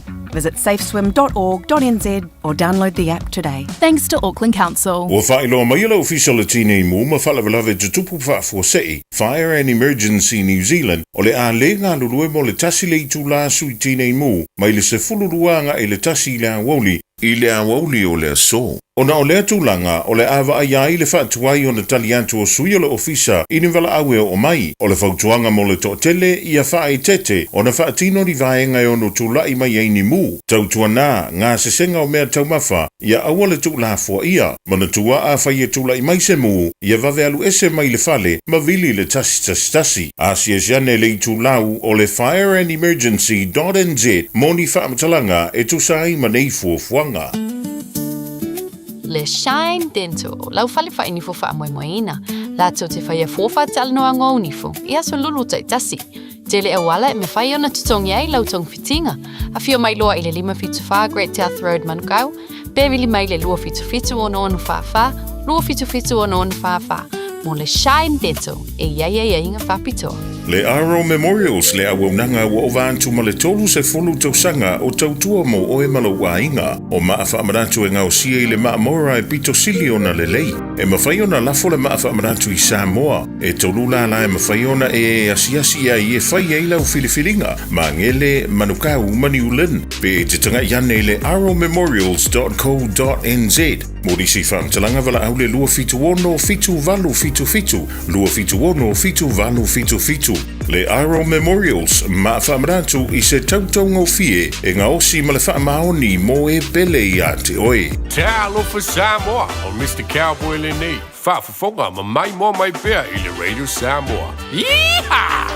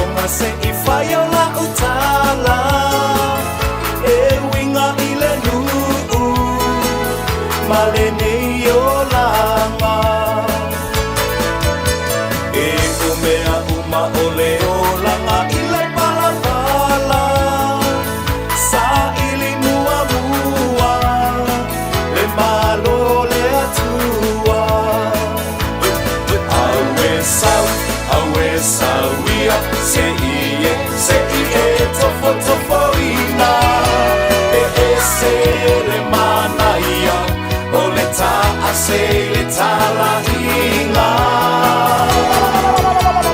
Te umea umafa angalo fo ilo ainga Sa ili mua mua Le malo le atua So yeah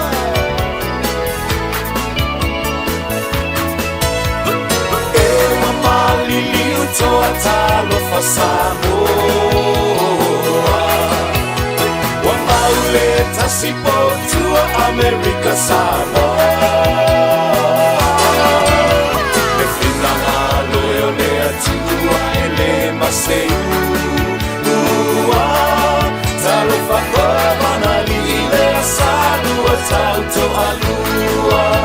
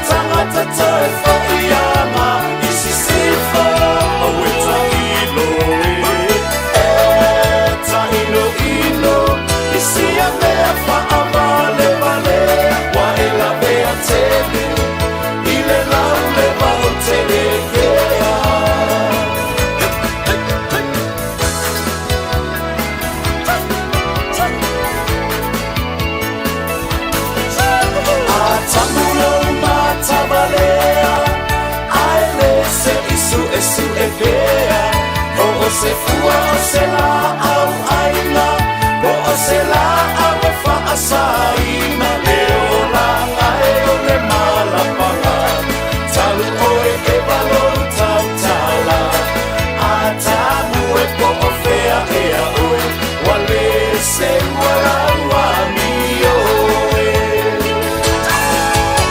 O le whawhine lea o e wa ua malai ai o le lalala Siona ata ata ma bala bala au mai o e dia darling o e fefe o anio ale ai la lolani o le whawhine lea o e wa ua malai ai o le lalani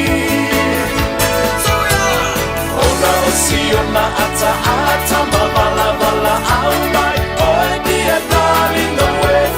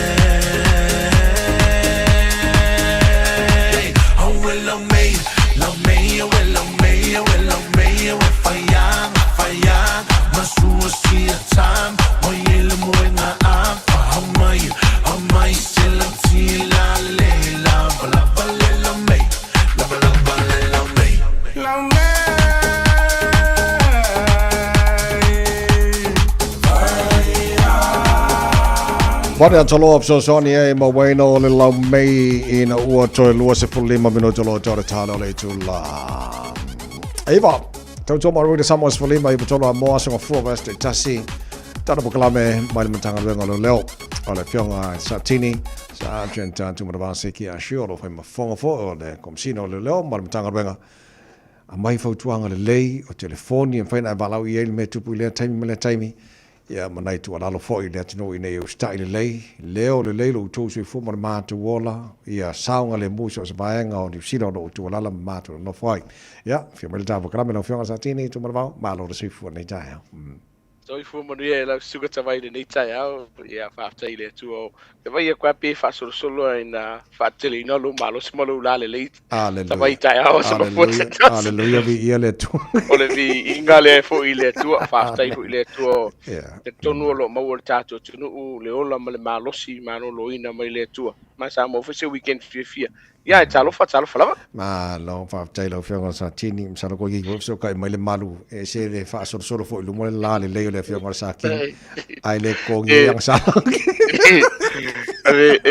fa pena e sa no tavai e me de ole aku de polifish e aku ko sa la ka penso polifish fa mo le wa fa la ve la pe ki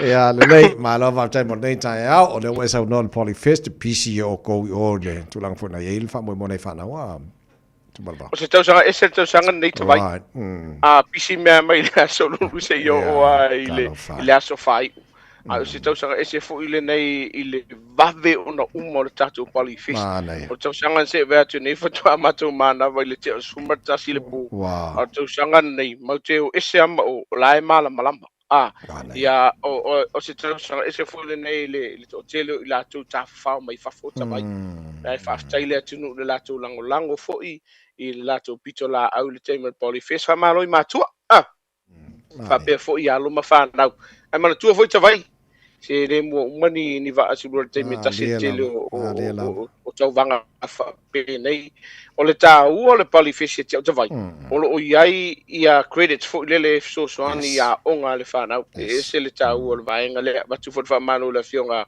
se unitary ma u fa pe fo ia ila to fo I malau finga wenga la tu sa tapina ina ia fa tai fo ilanga le tatu tunu sa nga le uso mata mai tai mtanga lenga la tu fo lango le nga tau me tau mafa ia a o lo tu temi fo tatu te felo ia o mo polifish vai yes ko fo lo ka me kira o nga fa ia me o nga le nei tau sanga ai fa tai ma tu mo lango fa tai lon sai ia e fa ma lo fo tatu tunu mo fo le vono ma tu felo e fo manisi fo io o suma tu fa fine o le matanga lenga o ai mo ia tavai Macho te whainga luenga whatas. Ai laki pe ama ko whelo I whakasitu sanga. Ia, le mato whelo e mato whine ia clear. O sea, le vasino whelo suka tawai. Ai whi malango. Ia, me se who io nei matua tawai. Ma lo. Ia, whaftai whelo whionga santini, mo lo tum tanga ruenga. Mate mo fia ma sa ngole mo fo ile fa mo na fa. Now ese mai vanga le ole ma ua mai li po tum tanga venga fa ngol baso ke le o ka vala veari.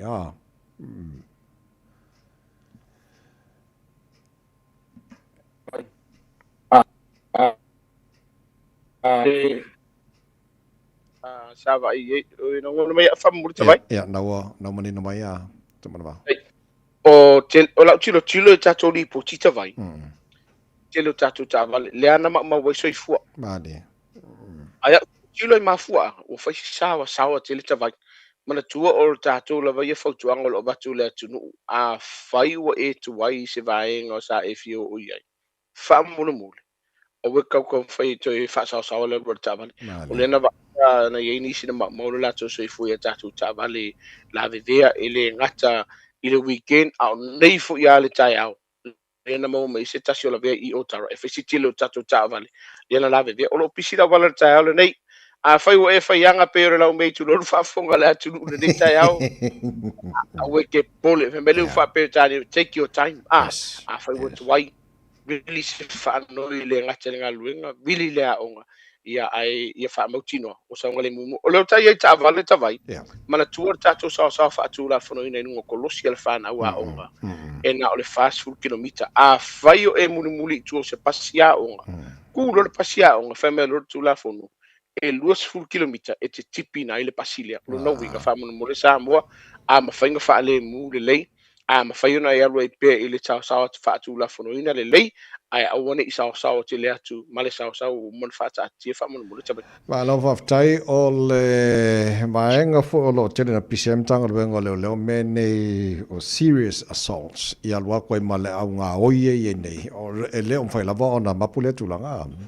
ele o mapul vaenga le a telinga luenga tanga luenga lo fa la tiro la vai le weekend fa si tele o tatu ngoinga fo i o fale o lo fa nga ina i a penga me se lava ia tulo le ngana fa ngo fie o lo fa nga i ngailanga ese o lo fa nga i nai fo i mala o malosi o le fa tu wanga lava ia fa mole e tatu fa ta o lo avele o lo a manga o lo ave ele o lo o le si le vaenga ese le ta o le ia tatu me pu ata fo ia te tonu o fale o lo a wai po ava nga mo e o mai lato e ma fai na ea na e fa dia mtanga luenga leo o le si vai nga lo vai e te minen e tele le taimi e tamo fai fa ata o lo e fai ka ko skula ki tu lo po tato lo fai to e po me kanga kai ai ave ma vai nga la mati e lo lato soi fu e ko e mo le o lo pe tata no tele taimi ta vai a o le o la mar soi fu le tu fai nga tala to fa fu me vai nga le ami se ve lato lo la pia so o mai vai nga le ta vai o lo a fai ne fo tanga luenga leo e o atu tanga luenga leo fa tino la tonga luenga pe ta wa ve ma vai nga ua sa wai na ye le atu o le tu wala lo la vai fa mo mole a fai ua atu tanga luenga fa tino nga luenga fa pale tato tu mana tu e ye la vai nga a ve le fa se ata vai le tato tu fai ye vai nga ye pe a fai te lo fi la wona ai o te fa o li mai le i mtanga luenga le i da to lo fa luenga mtanga luenga leo awa e singa ko fo ir fa fitau i ai lo ko mai mo e pa fe tu pulva nga le fa mo mo le tabe sa le le ia le ata fai o ta no fo i ma mai na lapta inga o lo fa fo mai nei ma tu o sa nga le mu o ta mai ti o ba nga le lo te wala nga mtanga luenga leo i ba so mo ma ya fa fitai ta vai e se le tau o va nga le a mata me tato drive way fa mole fa mo tino le o kilia o ne la ve el fa na e tato drive way fa mole a fa ilo o tato tapina fa mo tino le lo fa fu spa o fa na o lo fa fo ia la to no fo ta vale e le ma fa nga e fa se fo ka vale ta vai el fa na e fa ma nga o ta mai titi ele ma le fu spa o le ma ka vale wa o le time la ve ele ta vale e te le la pe tu fa fo safe e te lele avano e le e se mai e numale le tato no folia mai avea ma vai ngai la matia ele soifu o le fanau a fai wa tuai le nei tai apen tata no ta vai fa mo mo fai le mulo e le lele tuai o le fanau e tau nu ma sa ngalemu na lo va ma tau to pitopelia ai avea ma vai nga e la matia ele la to soifu ma tato sa fa tu la fonoina vai tato mangala ia lava le lelo si la fia i vaenga ia ma va ile sa fa tu la fonoina e mai se lava i luma wa onga fa mo le ta vai vai le fa no fa fia nei ta vai mar fa no nei ta vai nisi o whanau o mai le tai au ke vea koe lengi se bai ma tua wha mole mole wa ai wha le lei vaenga ia e ono a wha ina i fo ile atunu pe a whai ue i se vaenga ua wha tamala neglecta vai wa le si le vaenga o lo si le ia onga o le si vaenga wha mole mole o lo to tele pe alo ma whanau o lo li potia i whai a onga ma onga o lo isa wai nei la tau wha mole ele te tau ona tupulu vaenga lea wha mole e la matua sila le saunga le mu o le whanau o le a wha awhewhea ona tātou tau ma whai e maua saunga le mu la onga pe a whai le saunga le mu tono tātou whale ma mauta whamol moni 5 minute le tua la onga wa tau nei si matua i opo se ta se piki le whanau ia mana tua fo i tawai whawhiawhia le whanau le nei vai aso koe kasi ar vai aso le toi la o whalonga te tawai una malolo fo i le ilo le whanau ia la tau malolonga maasani o tu wango la tawai lo ma tengo fie fa manatu fo im tu alalo nei ma tu nei fo tai mo sa ngale mo nei fa nau ma tu sa mo o lo ye la telefoni am ta ngalo lo e ma fa ne vala e fu lava ile me la tu puile tai me aso tu mo ia ai le tu ta vanga le fa mo le tai mo le fa tai sunga fa firenga ia fe tu na i male kale sia i fa ka sai Sandringham o no po klame mata ngo fie le pu ona po le sa ma tu fa ta sia tu ai e fa ia ta tu por klame mo alo mo fa na tu le vo fa mo ile tu i fu fanga ta tu o tu le vo mai kale sia i ta sini ni va yasu tas o ta tu numero leta vai e te le vilinga mai ha o le numero leta vai fa mo o le numero na a fa i se fa la fa fo sei o lo tupu le taimi lava le nei o lo ye se vaenga o la matia le sango le mu mara soifua o fa le ngai nai me to tino bilian tanga luenga le leo tasi o lima o le tatu numero lea i lunga lo pera ta fa ilangi po le telefoni e li potia ni se vaenga e le o se fa la blave fa fo se o lo tasi va tasi o valu faiva tavai o le totele ia ni se uso ma tu fa fino tanga luenga o se ko i video tatu o tu o kere no pe ai se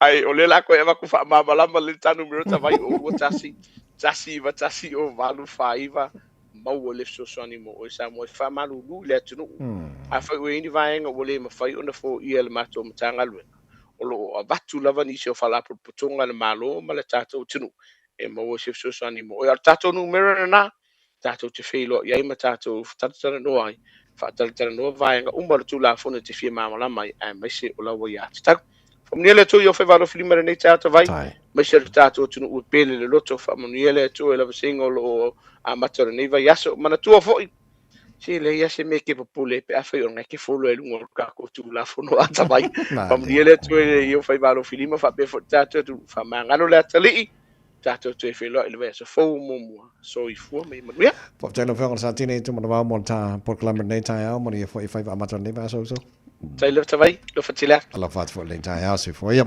la fe on satine tu mo va se ki a shu mai le tanga ve on le mo ta por clamor nei fo ta fo de tu mo de sa mo for lima e ba to ba mo just for fa leiba ba to o mo na mo ta to na mo ni tu mo ti ba ngora nei ta ya ma lo la va on sai pese de mo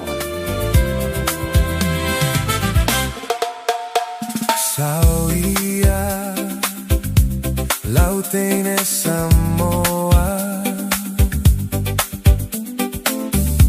Seita Maya Olo Igoa Vete Talia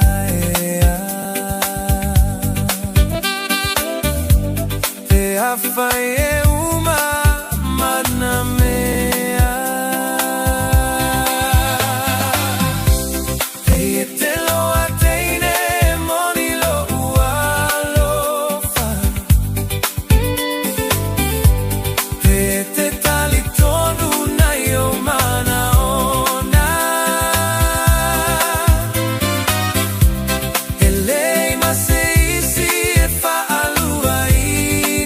Oh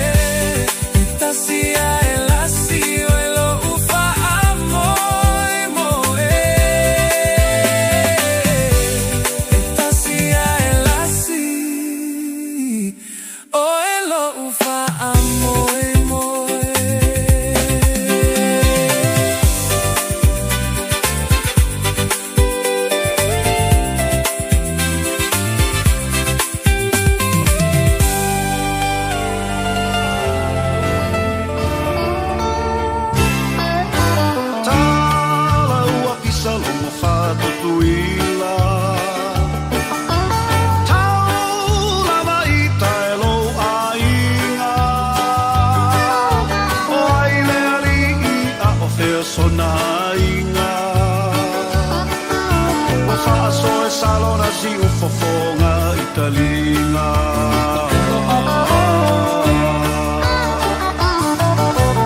ai sa enofo ma salo salo lelo fasi au laine ingalo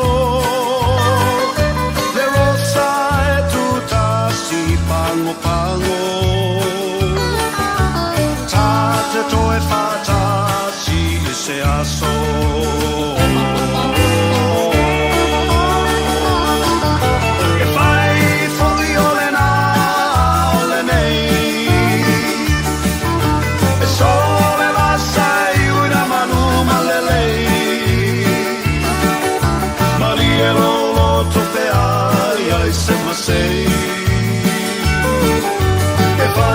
foi olena a olene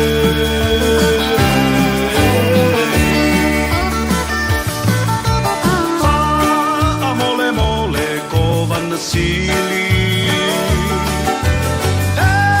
ma fai ona tali ola ufesili na mafu ai sea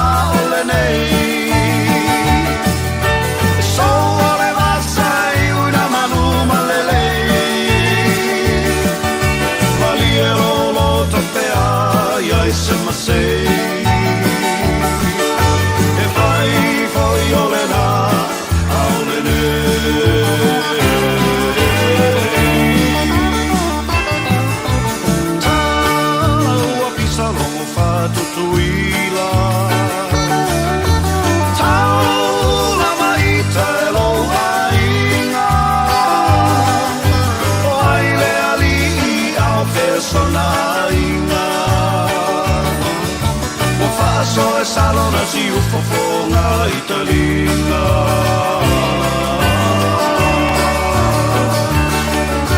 e fai fuori olena olenei sole massai una manuma lelei ma lì e lo trofeai ai sema sei e fai fuori olena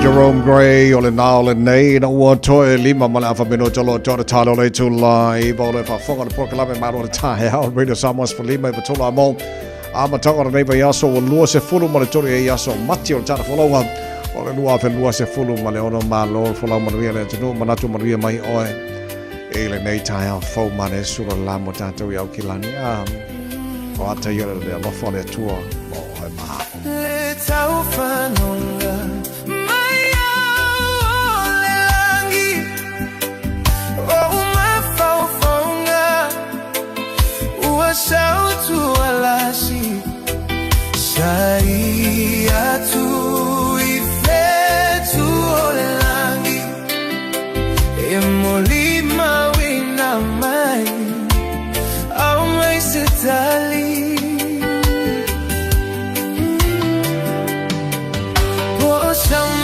Lega Seito mai Sau puseta cita fia Falongo yai Salule alofa Nale mafai E vai etere ona Tine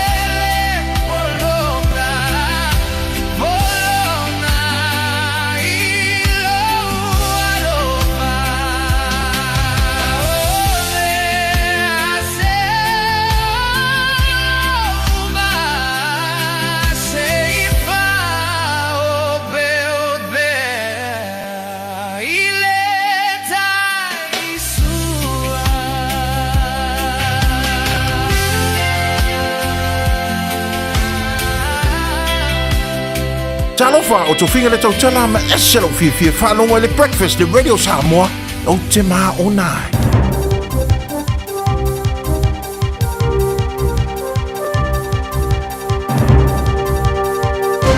Tau Maria, tana ni mai au te roa, mole ni tau, o wafu ilau no fo tāpoi, mai.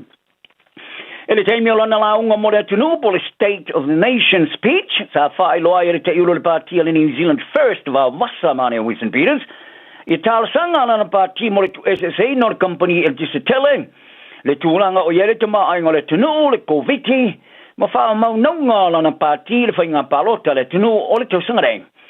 Sa whaaru fo i se teimi o lana launga e u whanawhana i spati i waenga o lana launga, sa ngā i lea i le pātia le Labour, Greens, ma le te pāti Māori. Sa whaelo fo i Peters i ale wholaunga le tunu o i nei le si o mianga o whewese inga. Ma le tama ainga le tunu ele o iai i le mea e te tau ona iai. A sa ngai le vanga telo le saunanga Peters i vanga tau i le marasi angole le tise i lona wholflaina. O le a whaato sina lana pāti le tu SSA o le company o le tise. Le vanga wafi ma le company e whaia tau o le tise po le generators and retailers. Whaali e Peters, o ai inga whaatino, o le a mautino ai, o le a company, o le a lema whai ona toe vava ai e le electise, ma tau o le electise. Ma ia tā uai o company di te le whae latu te pule ina le late le iwa supasene o le whaasoina o le electise. O na latu toe whata wina mai le ia i latu olava. O le nuinga, e te le atu e no whanga o electise iai. Te le atu marosi anga toe whaafowina mai le la, te le atu whaateu te vanga. Toe te le atu le vave maum teutu nai, mai i whale tonu. Wharia Peters, wo le te me uuma i New Zealand le whaatinonga o le kise, mo tangata New Zealand uma. Sa fola fo e wa wasa mane Winston Peters, i te tasi o lato sui te wa fau, o le atau wa mo le New Zealand First, i le whainga paloto nei tau sanga, Alfred Ngangaro. Ngangaro, wa sa mua moatu whaia san tau talanga, e li whaia le raunga Peters, le sa i wharia ai, o tūlai mo le New Zealand First, o le mea lea, e sao, ma mea uma e talitonu iai, sa tau wā mo foi i le pātia le National. O ngangaro, o lon tupuanga o le Cookie, New Zealand. Sa tua ia foi wā wasa mane Winston Peters, yesu enga talua i nei sa whaia le COVID-19, i le whailo ai i le o whaatinonga le pātia le Labour. Le sa tula i mai le whainga malo le teimo te pisi o le whamaioti. Ma ia tā uai, o le li potiolo au ina mai ein fasili, e manao miona tali ia le ta iulu Chris Hipkins, ma le tamata iso upo soifua malo loina le Labour, Dr. Haysha Viral. Whaali e Peters, i lema whai ona salu e seina le whaale tonu, ma i eistangata e manao mia ona tali iai. Sa tua ia e Peters, sa wha maa i mau le Labour, ia whaitau piliona ma piliona o tala, ma e sa le i le leo na whautua ina tangata lautele ia lamatianga o tue pui. Se tua inga o lo te ena malo se le Labour. Sa tali malo Peters i le te wafianga i no whanga Atrium Conference Center i le aio otu moi tai, tauranga. Le sa iei ma auti te sa te wafia i whafo ma fua Palestina ma Māori. Ai ore te mene, wa ngā ilunga i le langolango le pātia le New Zealand First. I le sa i lilingo langona munea le leitio New Zealand, le RNZ Reid Research Poll. Le olo o sa whai ei le pāti le iwa tima le valu persene o le palota e langolangoina, se langolango e mawhaiona la tu mawana fo e sima lua di tono le palamene, whana fo e siga tuai na ilona foa o lo iai le te minei. Wa whaarielu ta mai tai minister tupe o le o lo pen sima swa o New Zealand o iai ili te minei e tu sama le fitu vai aso e ngawhati ai. Ai o tau tino fo e Nicola Willis, o le whaawa wai o le maua peo le pensini mana suau, e whalangolango le i waala u suau, e whaawau na taunu mai eu lava, i whaau i la veo a la au tūri ke lope le Strait Hormuz, mo waala u suau, le wa poloka Iran o no le taua ma Amerika ma Israelu. Tele no ai le o le nafi, sa whaari ai Willis, e manao e whaai loa tungalunga e winga i le meo wha amoe moi ni usile vaia, pe a whai a iaininu i tau i le sapalai o le pensini mana suau i ni sila. O te menei, o nisio pamu pensini wa vaia le tau o le pensini o le iwa kasi, i le sile mare tolu ta la tolu susene, i le lita. Ai o lo iai le tomo tenga e mawhai ona au sia le whātala i le lita. Ai o whaalia Willis, o wha mua o tilo iai, o le a ave tangata whaingaruenga mai ainga e vai te pemaua. Ma ainga iai whanau. O le a pui ai le tamau ainga ma le mautinoa, o tangata whaingaruenga e wheo ai ta vale, ma amana ia i a tamai te whaingofia o nā fia. lata le tos futo sanga talo na mai ale tangata valena Fiona Maulolo e lana pa anga Leslie Pa as ai toi fasio tia foi seis tangata a retemine olo na lavatina o le uso Maulolo sa tala no ia Sam Sherwood i le baingo talo soli tula fonoa opo le national crime e winga de malio no uso o lato feita ma le telo facilio o lato fia facili ai o tina Maulolo sa ia le fale le aso sa tu ia tu le fai to ia iuni le lua fe maru fa luso fitu sanga talo na fasio tilo no uso na pa anga Leslie Pa is it tasio fasio tinga matautia sa waia e pio na ala e se nai lo no tulo ina o te tala e tina le fai to ma ia ai leo malongo inai o ia se tala fa te loto ia pa o ia to e fasio tia foi se stanga olo na lavatina o le te malo ia fiango mafu fau ele ia ulilia le fam tlanga e sala ia tina is it tulanga so tai to au tustala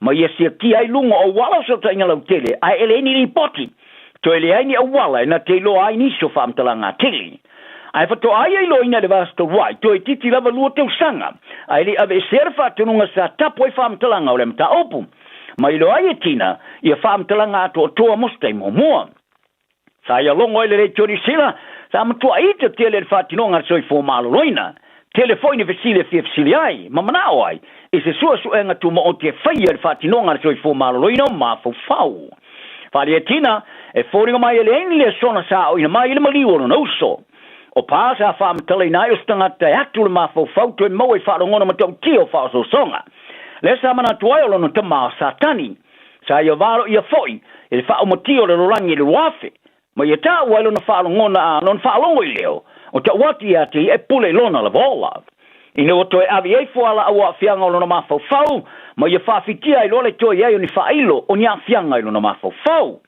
ai ole aso sa tu de tala i tu mai for mine sa fa o lima o ngai se leo sa tiro ati ati a o ia sia le fa lava sa yai ma ia longo ele te mai tai fo mai fa pitora ma fo fau e tali tonu e le tu o ia tulu ai o no le leo sa tiro ati ati ai sa te tala lava i tu le te mai tai fo mai o le ma fo fau Linda Astor i le a feipsalau i was flo no i lava e na te leiva ai lava ia pa ai mulmuriane solo esse le te mai tai fo mai fa pitora ma fo fo mani sila ina ua iloa mulmuriane o se fo mai o le ma fo fo e pepelo mulmuriane ia aparilo le a feipsalau i sa fitu sa maua ilo maritino maliu o Fiona Maulolo o maliu ina o fasio tia e pa mai Hawaii e faitau selau tangata sa lave ia ma ve se ili te ina ina motu o hau i whaarava lave o lo longa mata whenga ni na vai aso li piti ai o se lo longa pito sili atu leona mata utia se tu ai ngo whaarava lave o tupu mai li stete di tono luas foto sanga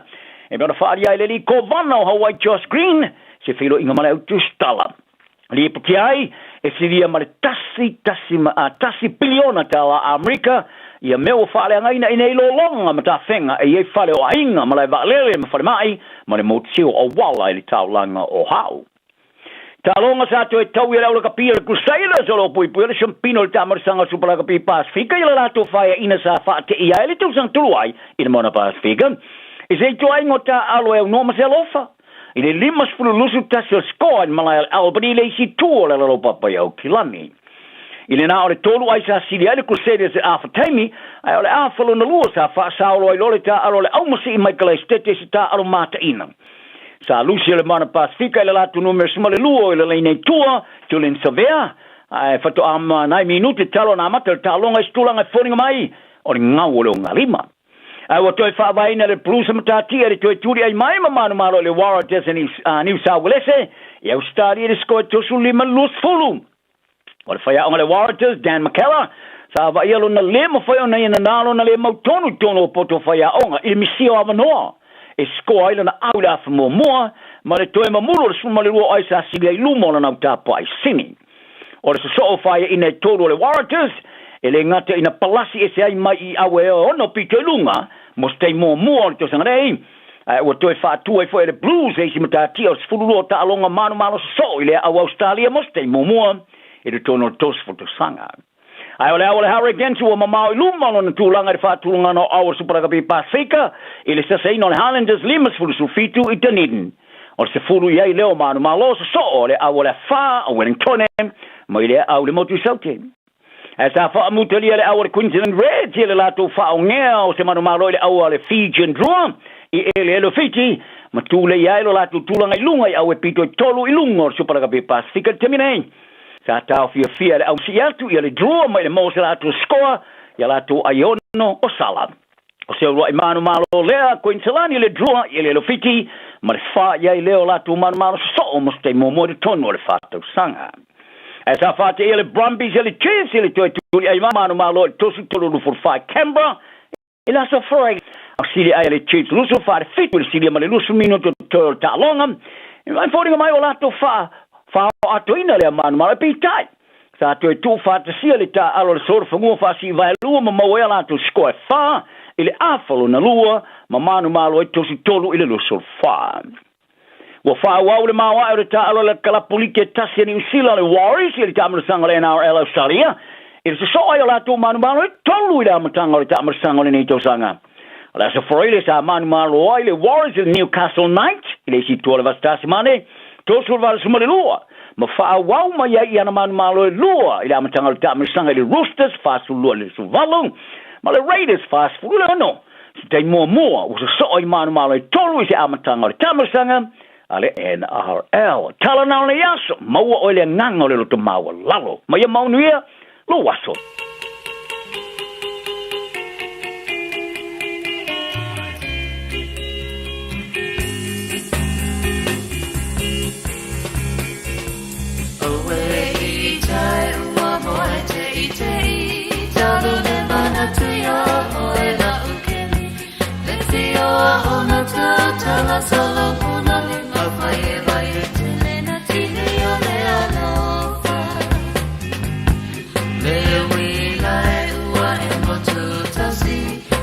Tua no sia ukapani manu ole tai ala tau sani o sole na sugire la lona so we are oela upele choma awala bane ifa ngaloina idea umala wasata faya talua ila male nei masani Maolo Maoni, Joe Mosia, Oile Oti, Olo Walofa, Jofa.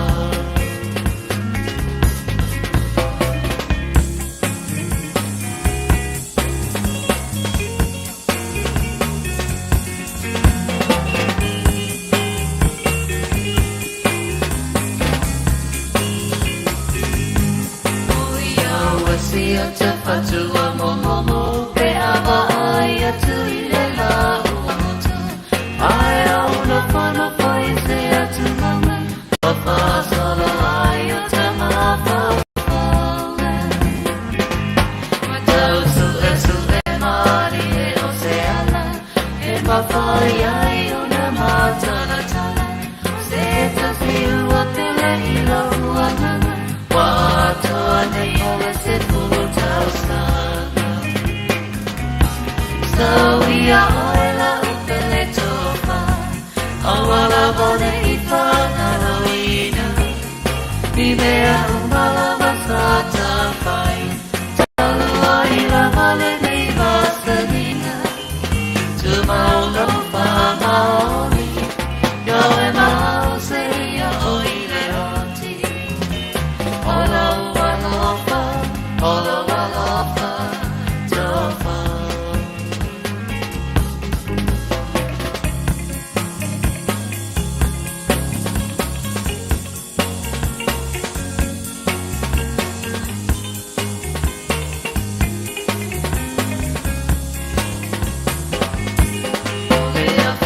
Ole amanua e penia tuva pinti ole afaia pe alu e te whape no pohi le fale tau lava I na whanga lo malo ae tau la I ala upele siri e la ula whala no se o la upele le kumale tofa toi fua ole au fo ie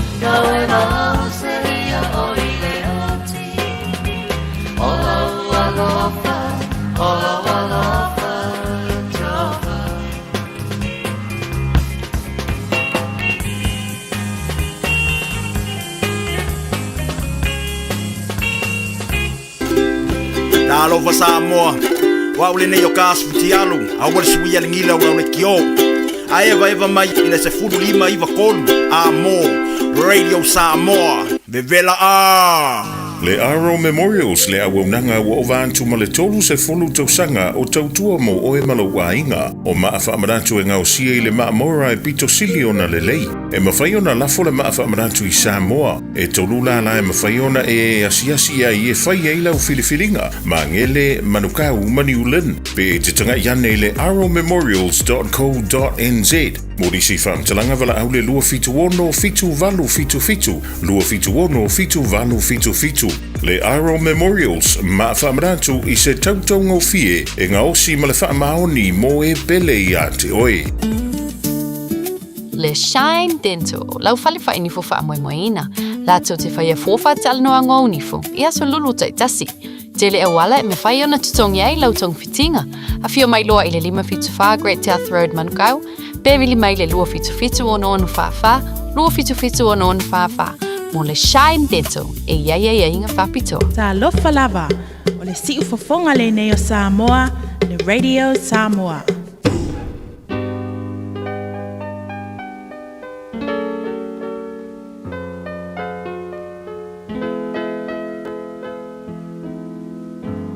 Faitauina le upo le poto no le tautua matavela linga Fusi and Sons Funeral Services i Mangele ma Samoa. I taimi o mawhatianga ma whaanoanoanga ona o le maliu.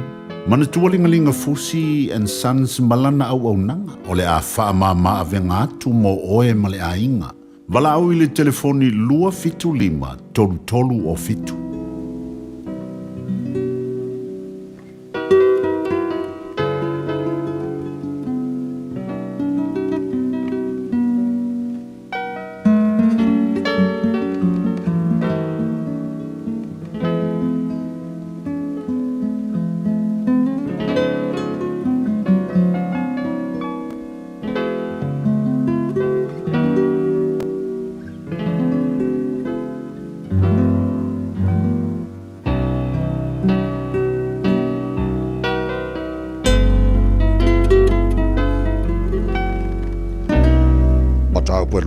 Tolo al tusi o fata oto faita wina ida upol poto ole nei fo itaia a failua tena nofo masiali e tau mafase apa se ia e matua mafau i mea wa iuluma ma e tu watu se polo ilo ua pe a fai e tangata ai tele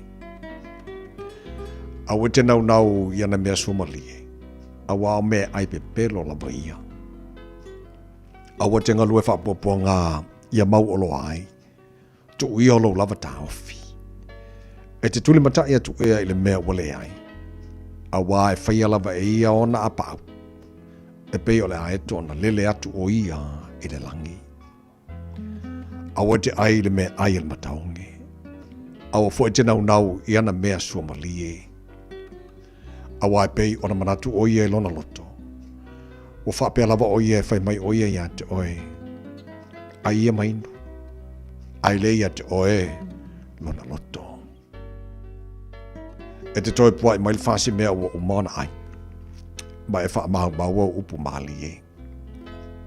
Awa te tau talatu i ta linga o le bali.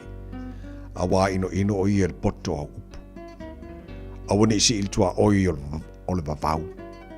Awa fo ine e uia whanua o e matuoti. Awa e malo si lava lo lātou whaola.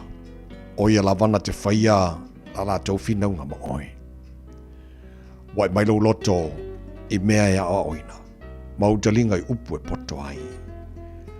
Awa ne tau fiele o inga le tama. Awa a whai e te sasa ia te ie se lao. E le oti o ia. E te sasa ia te ie se lao. Ona e lawe ina lea. Olona nganga ai se oli. Lo watali ie. A whai e potolo loto. Ona fie fiai lea o lo nei lava loto. E oli fo i lo manatu. Pe a te utala o lo ngutu i mea o tonu. A wane lo silo loto i e angasala. A ia e matau ne li i le aso atoa. A wa a whai o iei le unga. Ona le u vale leo lo wha moe moe. Ia e whalongo mai lo watali i. Ma ia e poto. Ma e tai tonu lo loto i le hala. Awane whai oe masola tau oe inu tele waina. Ma e wa ai te tele manu. Awa ole inu tele ma ai tele. E whamatiwa ina o ia. Ma le fia moe pe ofu o ia i ofu masai sai. Ia e whalongo luta ma. Ole na whanaua oe. Awa foi te ino lau tina. Pe alo matua o ia. Ia e whatau mai le mea moni. Awa lava e te whatau watu. Atua foi ma le poto. Ma le awa oina. Ma le ata mai. E matua o di oli lava le tama o le wa mea tonu. O le na whanaua le ata li poto. E fia o ia ia te ia. E fia lo tama ma lau tina. E ori lava le na whanau mai oe. Lo watali i. Au mai alo loto ia tau. Ma ia fia o mata i o wala. A wala fafine talitane. O le lua maulalo lea. O le fafine ese. O le vai eli pui titi lea. O ia foi na te saunia mai lei. E tusa ma leu whamea. Na te whātu o te leina foi tangata. A mio le tonu. Eia te ai ea awe. Eia te ai ea mala. Eia te ai misa. Eia te ai le atu tupale. E o ai ea manunu o fua. Eia te ai ea mata mumu. Oe o whatu ai ile waina. Oe o atu e sa ile waina filongia. Awa te vaida waina pe a mumu mai. Pe a pupula mai le ipu e alu sao i fo ia. E bulimuliane e feu ia peise ngata. E peo le ngata u wongolo na tui. E va aio mata e fafine ese. E tau tala fo ilo loto i mea whapio pio. E tu se lava oe ma leo te oto i te tonu o le sami. E tu se fo i ma leo te oto i le tumu o le whanaa. E te whapea na lato fasia au. Au te le tinga ai. Na lato tu ia au. O te le langona. Pe a wala. Ona o. To e sa ili lea. Ua awina atu le upu o le poto i le nei aso o no le langolango mai a linga Fusi and Sons Funeral Services. Ua mawhai o na tu whātasia o au nanga tala whea ngai i ni tautau ngō fia tele. E fso soni atu ai, a o whea ngai oe ma le popole ma le whememea. E mori whātasia atu ai ma wha mai senga, ma wha mawhana whananga mai a linga Fusi and Sons mo a inga uma o Samoa ua whea le maliu ma le oti. Malau mai loa ia lingalinga Philip Fusi lingalinga. To ia whaapō lingalinga, to ngia si ulavea, pesusu mai i le luas fulvalu Canning Crescent i Mangele.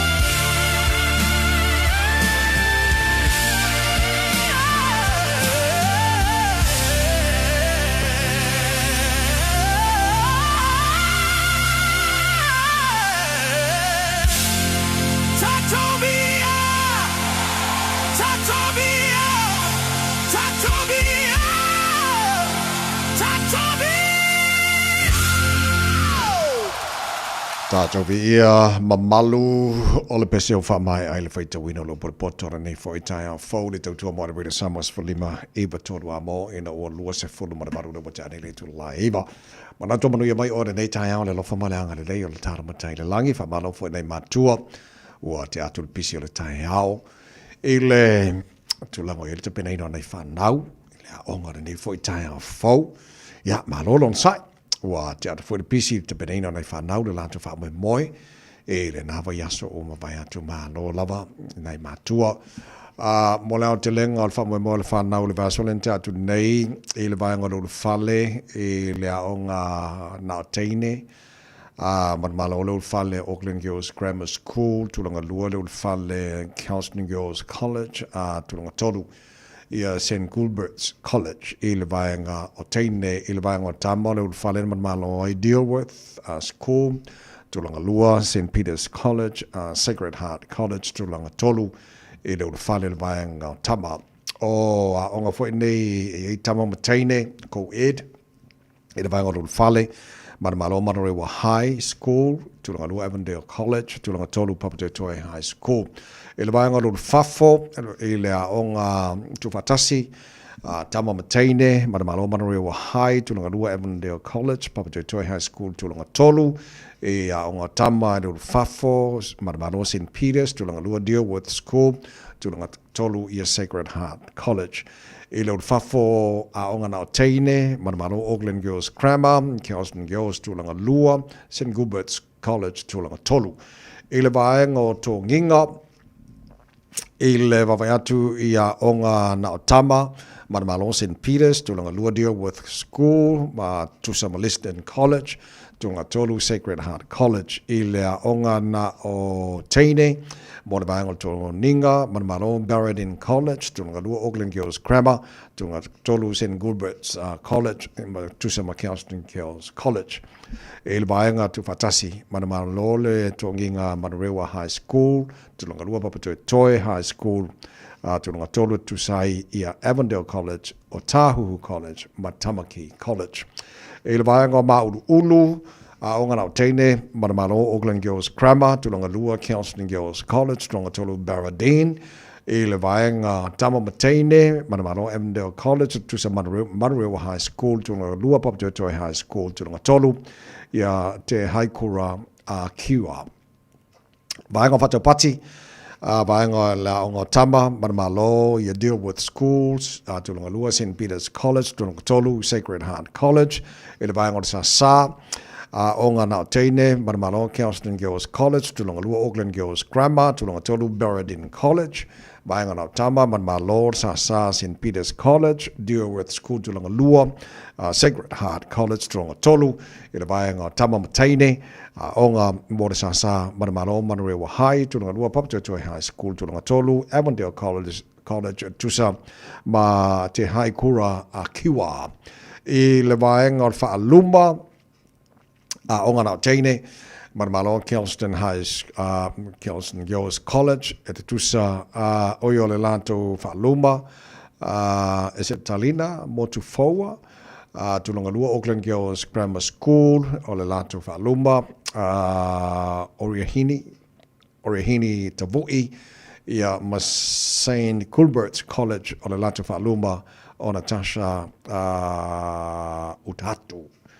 O le vaenga onga na o lii, o le lato whaaluma, o Jesse Tima, Manamalo Dealworth School, i le tulanga lua, St. Peter's o le lato whaaluma, Uraia Tuloma, ia Sacred Heart College tulanga tolu, i le vaenga o le whaaluma, Manamalo o le lato whaaluma, o Iverson te Vanga Pita. E a onga tu fatasi tama mateine le whaaluma, Manamalo ia Papatoetoe High School, le tusa Manarewa High School, a leti Avamutu, ia ma Temwain Filippo, o whaaluma na onga na lua, e le tulanga lua o le whaaluma, Henderson High School, o Tahu College, ta Haikura Akiwa, whaaluma Elijah Bosnatsky, Sorenzo Mwavaa, ia Malokeni, ia le awanai, so whaaluma una onga na tolu, tulanga tolu ai i Avondale College o Las Faluma, Bethel Masoi. I le vaenga fua taimi, a onga na tamaitai, sola i Kelston Girls College mo le Siampini, tau ina ola, ofisa Moli po Moli, tulanga lua le vaenga tamaitai fua taimi, Auckland Girls Grammar lat fua taimi,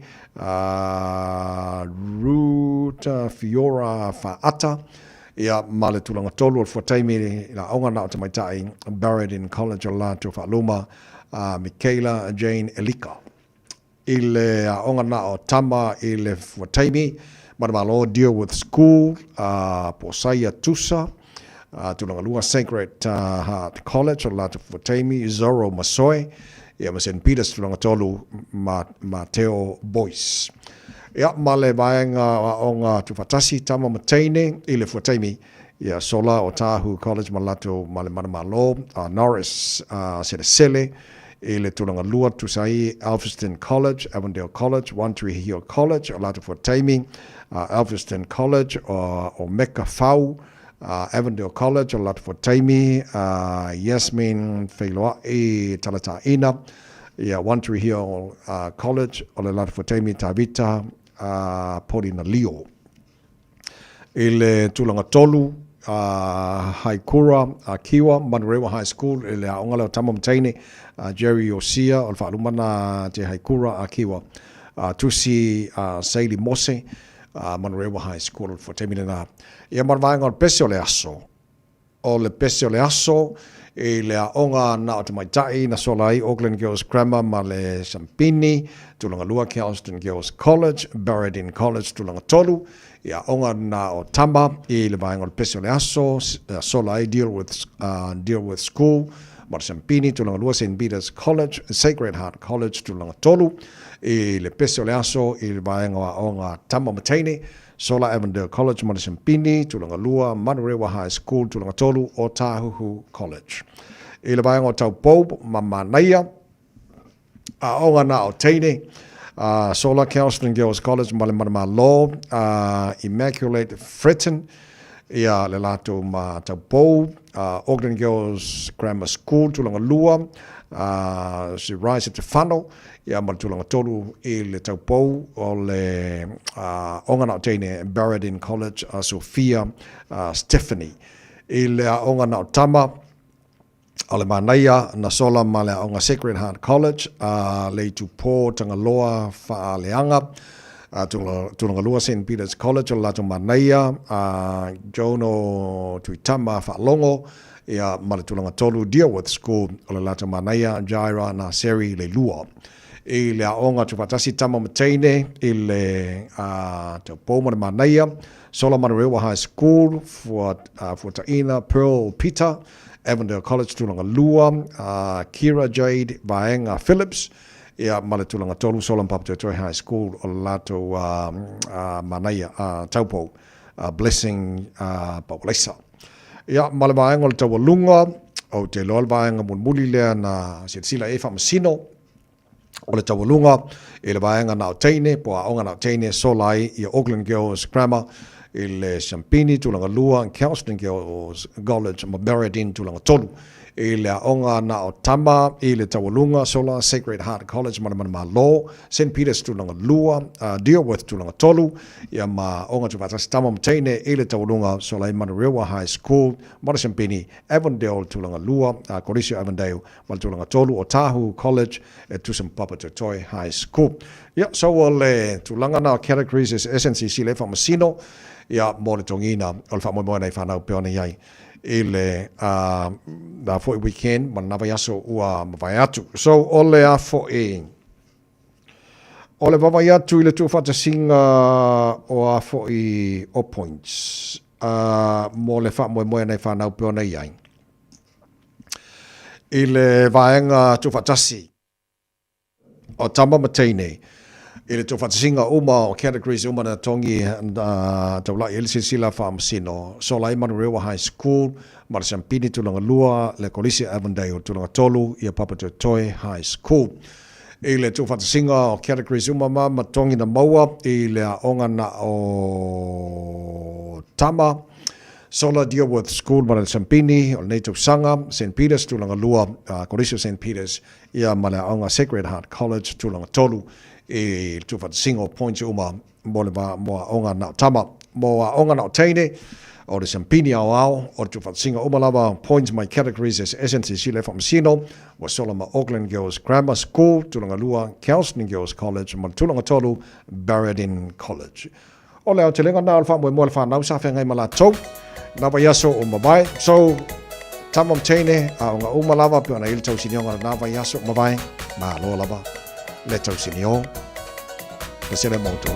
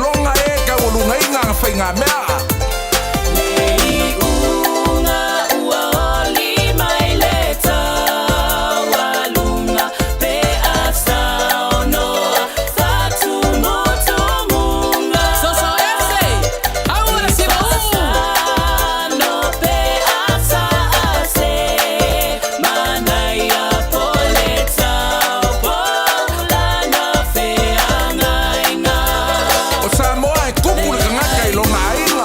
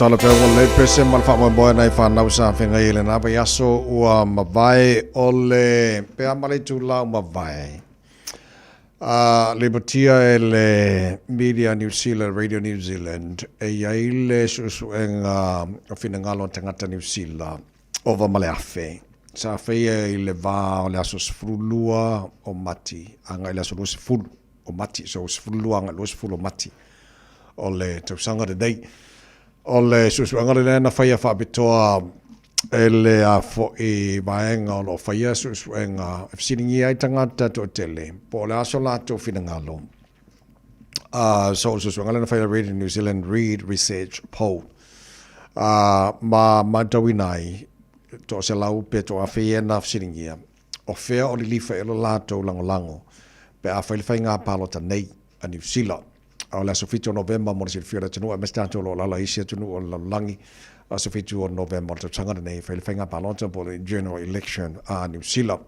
So if sitting yo la to we ile taimi le na ta ua o la to finangalo ia na faalia ia mare tulanga o lo yai o le lango ino le Labour Party mo la to afe na sitting ia e tu sa male tolu lima tesi male 1% o le lango mo le national e tu sa male tolu se fulu tesi male 20% la te una lango ina le vanga fa le national sidi atu le na ilo le si Poland release na vaso mavai le Taxpayers Union Curia poll so le la e lunga le lango mo le national ile poll a le Radio New Zealand Read Research Poll pay on a release mai a nei le taiao pe amali tu la vai ole New Zealand First o le support mo la tau se fulu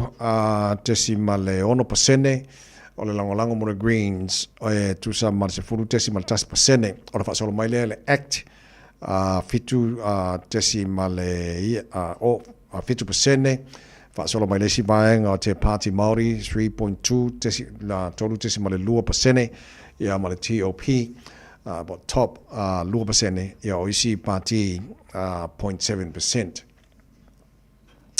O le ale me tupu pe a whaile pālota New Zealand nei e fuanga i le Poland o whaitawina atu nei. E fōringa mai o le whaupunga po le tau wha Samoaina o le hung government po le whainga malo e taupe e tusa o tau whaitu tusa uma i lau whainga ona foa a party a le Labour o le Greens ma le te Party Māori whapena fo le Nationals New Zealand First ma le Act so o le mea la o le la mo tino le temine nei o ai le ala atu i le wā e whaila na filifilinga i minoi i le sipito ina ia ato ai whainu mera a le tū le anga vale po le taumatau e whausia le si whainga malo New Zealand pe amon whainga palota e tasi ale pāti e mawhai ona minoi i le vālea e fuanga le filifilinga al te tai e na o le New Zealand First le whianga pa Vasamane o Winston Peters na pauana al pāti e mwhaina minoi po whea lava i ele lifa ele whingalo so on mea le mautinoa al taimine wa mautinoa e Kingmaker fo ia wa Vasamane o Winston Peters pe amon whainga palota pe a fua atu e le tūlango le iei nei ia vaenga ia vaenga whaimala to support o lo iai e le tasi o fasilina fasilingia e le poll lava lea Radio New Zealand Read Research Poll i la tōna subsidinia to afe o ai tau te prefer e avea ma pale mia o New Zealand pe a whainga palota nei so support mo Hipkins Chris Hipkins o le Labour luas fulu tesi ma le 5% support mo le pale mia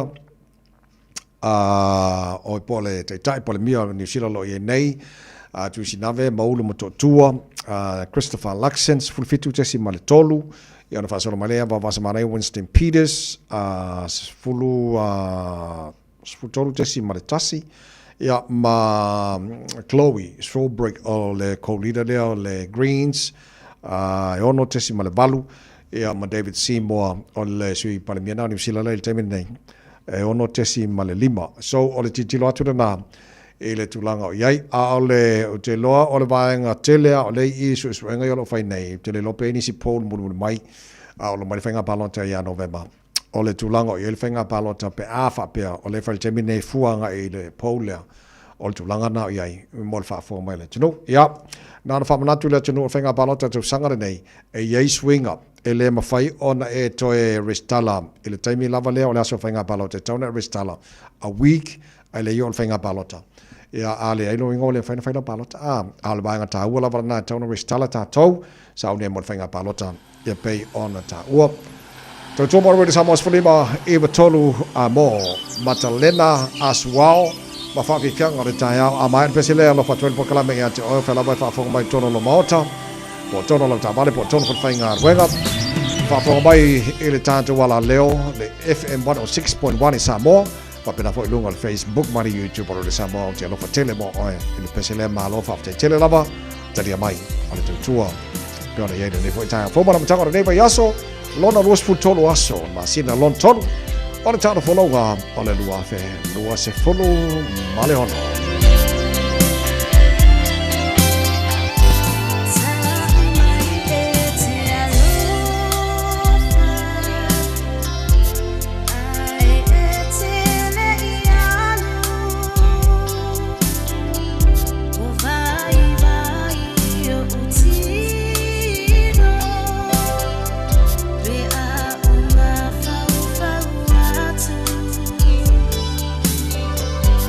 My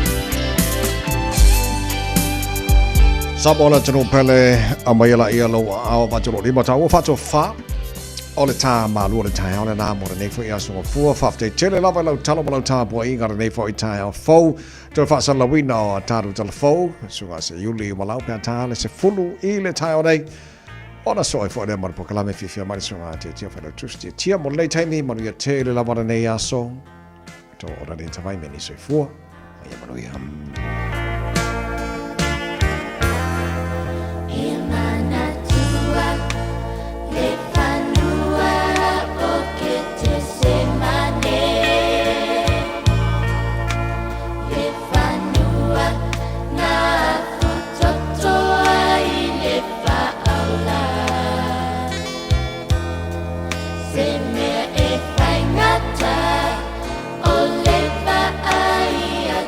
Eating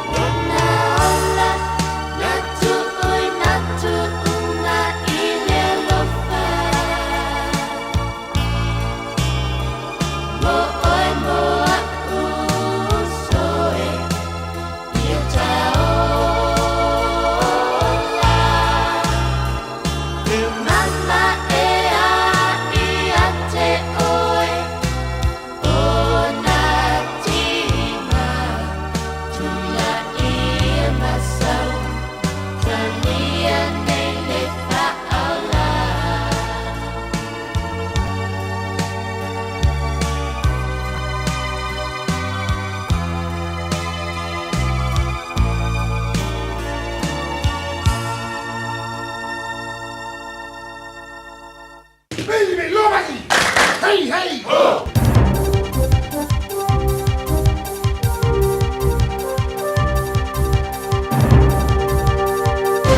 Tau Maria, tana ni mai au te roa mole ni tau, o wafu ilau no fo tāpoi, mai.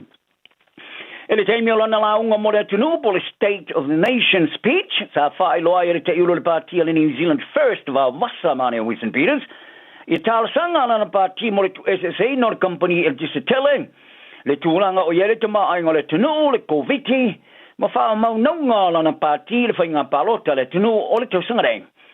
Sa whaaru foi se teimi o lana launga e uwhanawhana i spati i vaenga o lana launga sa ngā i lea i pāti le Labour, Greens ma le te pāti Māori. Sa whailo foi e Peters i ale wholaunga le tunu o i nei le si o mianga o whewese inga. Ma le tama ainga le tunu e le o iai i le mea e te tau ona iai. A sa ngā i vaenga telo le saunanga Peters i vaenga tau i le marasi angole le tise i lona wholflaina. O la whaato sina lana pāti le tu SSA o le company o le litise. Le vaenga wafi ma le company e whaia tau o le litise po le generators and retailers. Whaali e Peters, o ai inga whaatino, o le a mautino ai, o le a company o le a lema whaia na toe vava ai e le litise ma tau o le litise. Ma ia tā uai o company di te le whae latu te pule ina le late le iwa supasene o le whaasoina o le litise. O na latu toe whata uina mai le ia i latu lava. O le nuinga, e te le atu e no whanga e le tise iai. Te le atu maro si anga toi whaafouina mai le la, te le atu whaateu te vanga. Toi te le atu le vawe maum teutu nai, mai i whaale tonu. Whaare e Peters, wo ore te me uu maua i New Zealand whaatinonga o le tise, mo tangata New Zealand uma. Sa fola fo e wa wasa mane Winston Peters, i se tase o lato sui te wa fou, o le atau wa mo le New Zealand First, e le whainga pāloto nei tau sanga, Alfred Nangaro. Ngangaro wa sa muatu whaia san tau talanga e li whaia le raunga Peters, le sa e whaari ai, wa tūlai mo le New Zealand First, o le mea lea e sao ma mea uma e talitonu iai, sa tau wā mo foi i le pāti e le National, o ngangaro o le tupuanga o le Cookie, New Zealand. Sa tua ia foi wa wasa mane Winston Peters e su enga talua nei sa whaia le COVID-19, i le whailo ai i le o whatinonga le pāti e le Labour. Le sa tula i mai le whainga malo le teima pipisi o le whamaioti.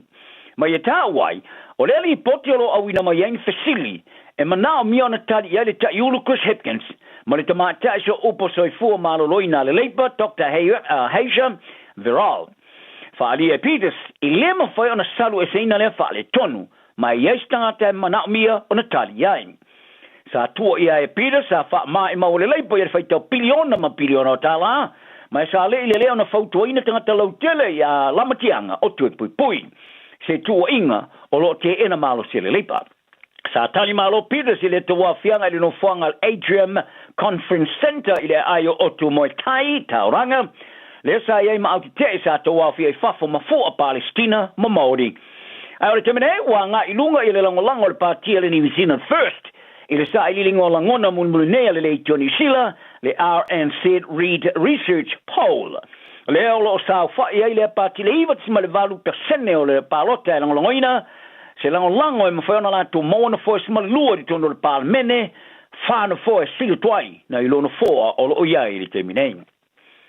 Wa whaarielu tamaitai Minister Tupe o le o lo pensi maswa o New Zealand o iai i le teminei e tu sama le fitu vai aso e ngawhati ai. Ai o tau tino foi e Nicola Willis, o le whaawa wai o le maua peo le pensini man suau, e whaango lango le i waala u suau, e whaawau na taunu mai eu lava, i whaau i la veo a la wa au tūri ke lope le Strait Hormuz, mo waala u suau, le wa poloka Iran o no le taua ma Amerika ma Israelu. Tele no ai le o le nafi, sa whaari ai Willis, e manao e whaai loa tungalunga e winga i le meo wha amoe moi ni usile vaia, pe a whai a iai ninu i tau i le sapalai o le pensini marasuau i New Zealand.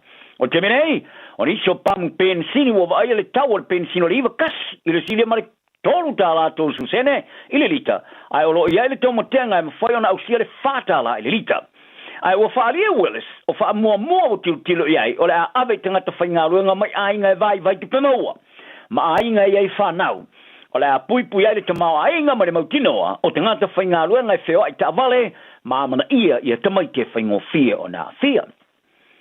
Lata le tōs futau sanga taro na mai ale tangata wale ina fio na maulolo, e lana pa anga Leslie Pa. Ai sa ia toi fasi o tia foi se isi tangata. A ori teimi nei, olo na lavatina. O le uso maulolo, sa tala noa ia Sam Sherwood, i le baingo tala o soli tula whanua opo le national crime. E winga na malio le uso, o lato feita, ma le telo fasili o lato fia fasili ai. O tina maulolo sa ia le fale le asa sa tu ia tu le fai toa. Ia iuni le lua fe mara fulfa. Lua su fikte usanga talo na fasi o tilo na uso na paanga lesa le pa. I se tasi o fasi o tinga matau tia. Sa wawaia. E peo na ala e se inai lo na utulo. Ina o te tala e tina le fai toa ma ia waia i leo leo. Malongo inai oie se tala fa te iloto. Ia pa. Wa ia toe fasi o tia foi se istangata olo na lavatina. O le te malo ia fianga o mafu fau. Ele iau i lia e leo whaamtalanga e sa lapta ia tina, i se tūlanga fisotai e toa lau tustala, ma ia sia tia i lunga o wala sota inga lau tele, a ele ni li poti, to ele aini a wala e na te lo ai niso whaamtalanga tele. Ai fato ai ai lo ina le vasto wai, to e titi lava lua teu sanga, a ele ave serfa tununga sa tapo e whaamtalanga o le mta opu, ma ilo ai e tina, ia whaamtalanga ato toa mosta i momoa. Sa ia longo ele re tori sila, sa matua ita tele le whatinonga soi fō malo loina. Telefone vesile fili ai, mamanao ai. E se sua suenga tu ma o te whaia le whatinonga soi fō malo loina ma fau. Whare e tina, e fōringa mai ele eni le sona sa o ina mai ele maliu no uso. O pāsa whaamtala ina o stangata e atu le ma fau to e mau e whaarongona matau tio whao so songa. Le sa mana tuaiolo no te maa satani. Sa ia varo ia foi, e le whao matio le rorangi le wafe. Ma ia tā wailo na whaalongona a non whaalongo I leo. O te wati a te e pule lona la vola. Ine o toi avi e fuala awa fianga o lona mafau fau, ma ia whaafitia I lole toi ai o ni whailo o nia fianga I lona mafau fau. Ai o le asa sa tua te tala I tua mai whare mai. Sa whao lima o ngonga I se leo leo. Sa tiru ati a te a o ia sia le whaalava sa iai. Ma ia longo ele te mai tai fō mai whaapitua na mafau fau. E tali tonu, e re tua, I o ia, tulu ai. O no le leo sa tilo atu ia te ia. Ai sa te tala lava I tua li te mai tai fō mai o le mafau fau Linda Astor. I le a whaibsa lau I was floor na ui lava. E na te leiva ai lava ia pā. Ai mulmuriane, sola ese le te mai tai fō mai whaapito le mafau fau mani sila. I na ua iloa mulmuriane o se fō mai o le mafau fau e pepelo. Mulmuriane ia aparilo le a whaibsa lau I was sa fitu. Sa maua ilo maritino maliu o fiona maulolo o maliu ino o fasio te ai pā.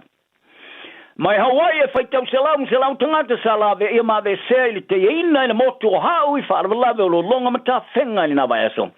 Li piti ai o se lo longa pito sili atu leona mata utia se itu ai ngo whaarwalawe o tupu mai ili stete di tono luas motu sanga. E mea whaari ai le li kovana o Hawaii Josh Green se whilo inga mara utu stala. Li piti ai e siria mare tasi biliona tala Amerika ia meo whale angaina I nei lo longa ma ta whenga e iei whale o ainga ma lai waalele ma whale mai ma le motsio o wala I li tau langa o hau. Ta longa sa to e tau I laula kapia le Crusaders o lo pui pui le champino le tamarisanga supala kapi Pasifika I la lato whaia ina sa whaate ia ele tau sang tuluai I le mona Pasifika. I se to aingo ta alo e unoma se lofa. I le limas fulu lusu tasi o skoa in malai Albany le isi tua le lalo papa iau kilami. I le na o le tolu ai sa siri ai le Crusaders e awha taimi, ai o le awhalo na lua sa wha saolo ai lole ta alo le aumasi I Michael Estete si ta alo mata ina. Sa lusi le mana Pasifika I le latu numero sima le lua I le leinei tua, tulin savea, ai fato ama nai minute talo na amata le talonga I stulanga whoringa mai, o le ngau o le o ngalima. Ai wa toi whaawaina le plusa matatia le toi turi ai mai mamanu malo le Waratahs in New South Wales, I Australia le skoe tosu lima lus fulu. O le whaia onga le Waratahs, Dan McKellar, sa wa ialo na le ma whaia na ina nalo na le mautonu tono o poto whaia onga, I misio avanoa. E skoa ila na aula fa mua, ma le toi mamuro le suma le rua ai sa sili ai lumo na nau tapa ai sini. O le so whaia ina I tolo le Waratahs, e le ngata ina palasi e se ai mai I awe o no pito lunga, mo stei mo le tosanga rei.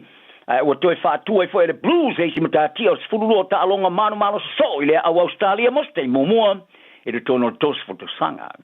Ai ole au le Hurricanes ua mamau I lumalo na tūlanga I whaatulanga no au Superagapi Pasifika, I le sasei no le Highlanders limas fulu sulfitu I Dunedin. O se fulu iai leo manu malo so o le au le wha o Wellington, mo I le au le motu saute. E sa wha amutali le awa le Queensland Reds le lato wha o ngea o se manu malo le awa le Fijian Drum I ele Fiji ma tule ia lo lato tulanga I lunga I awe pito I tolu I lunga o suparaga pe Pacifica Teminei sa tau fia le au msi atu I le draw mai le mo se lato score ia lato aiono o sala o se ua I manu malo lea Queensland le draw I le Fiji ma le wha ia I leo lato manu malo so o mostei momo de tono le whatau sanga As I thought the Brumbies, the Chiefs, the Toy, I might have my lord, Tosi Tolo for 5 Canberra, and that's a Friday. I'll see the Isle Chiefs, Lusso for the fit will see them, and Lusumino to Talongam, and I'm falling my lot to far out to India, man, my be tight.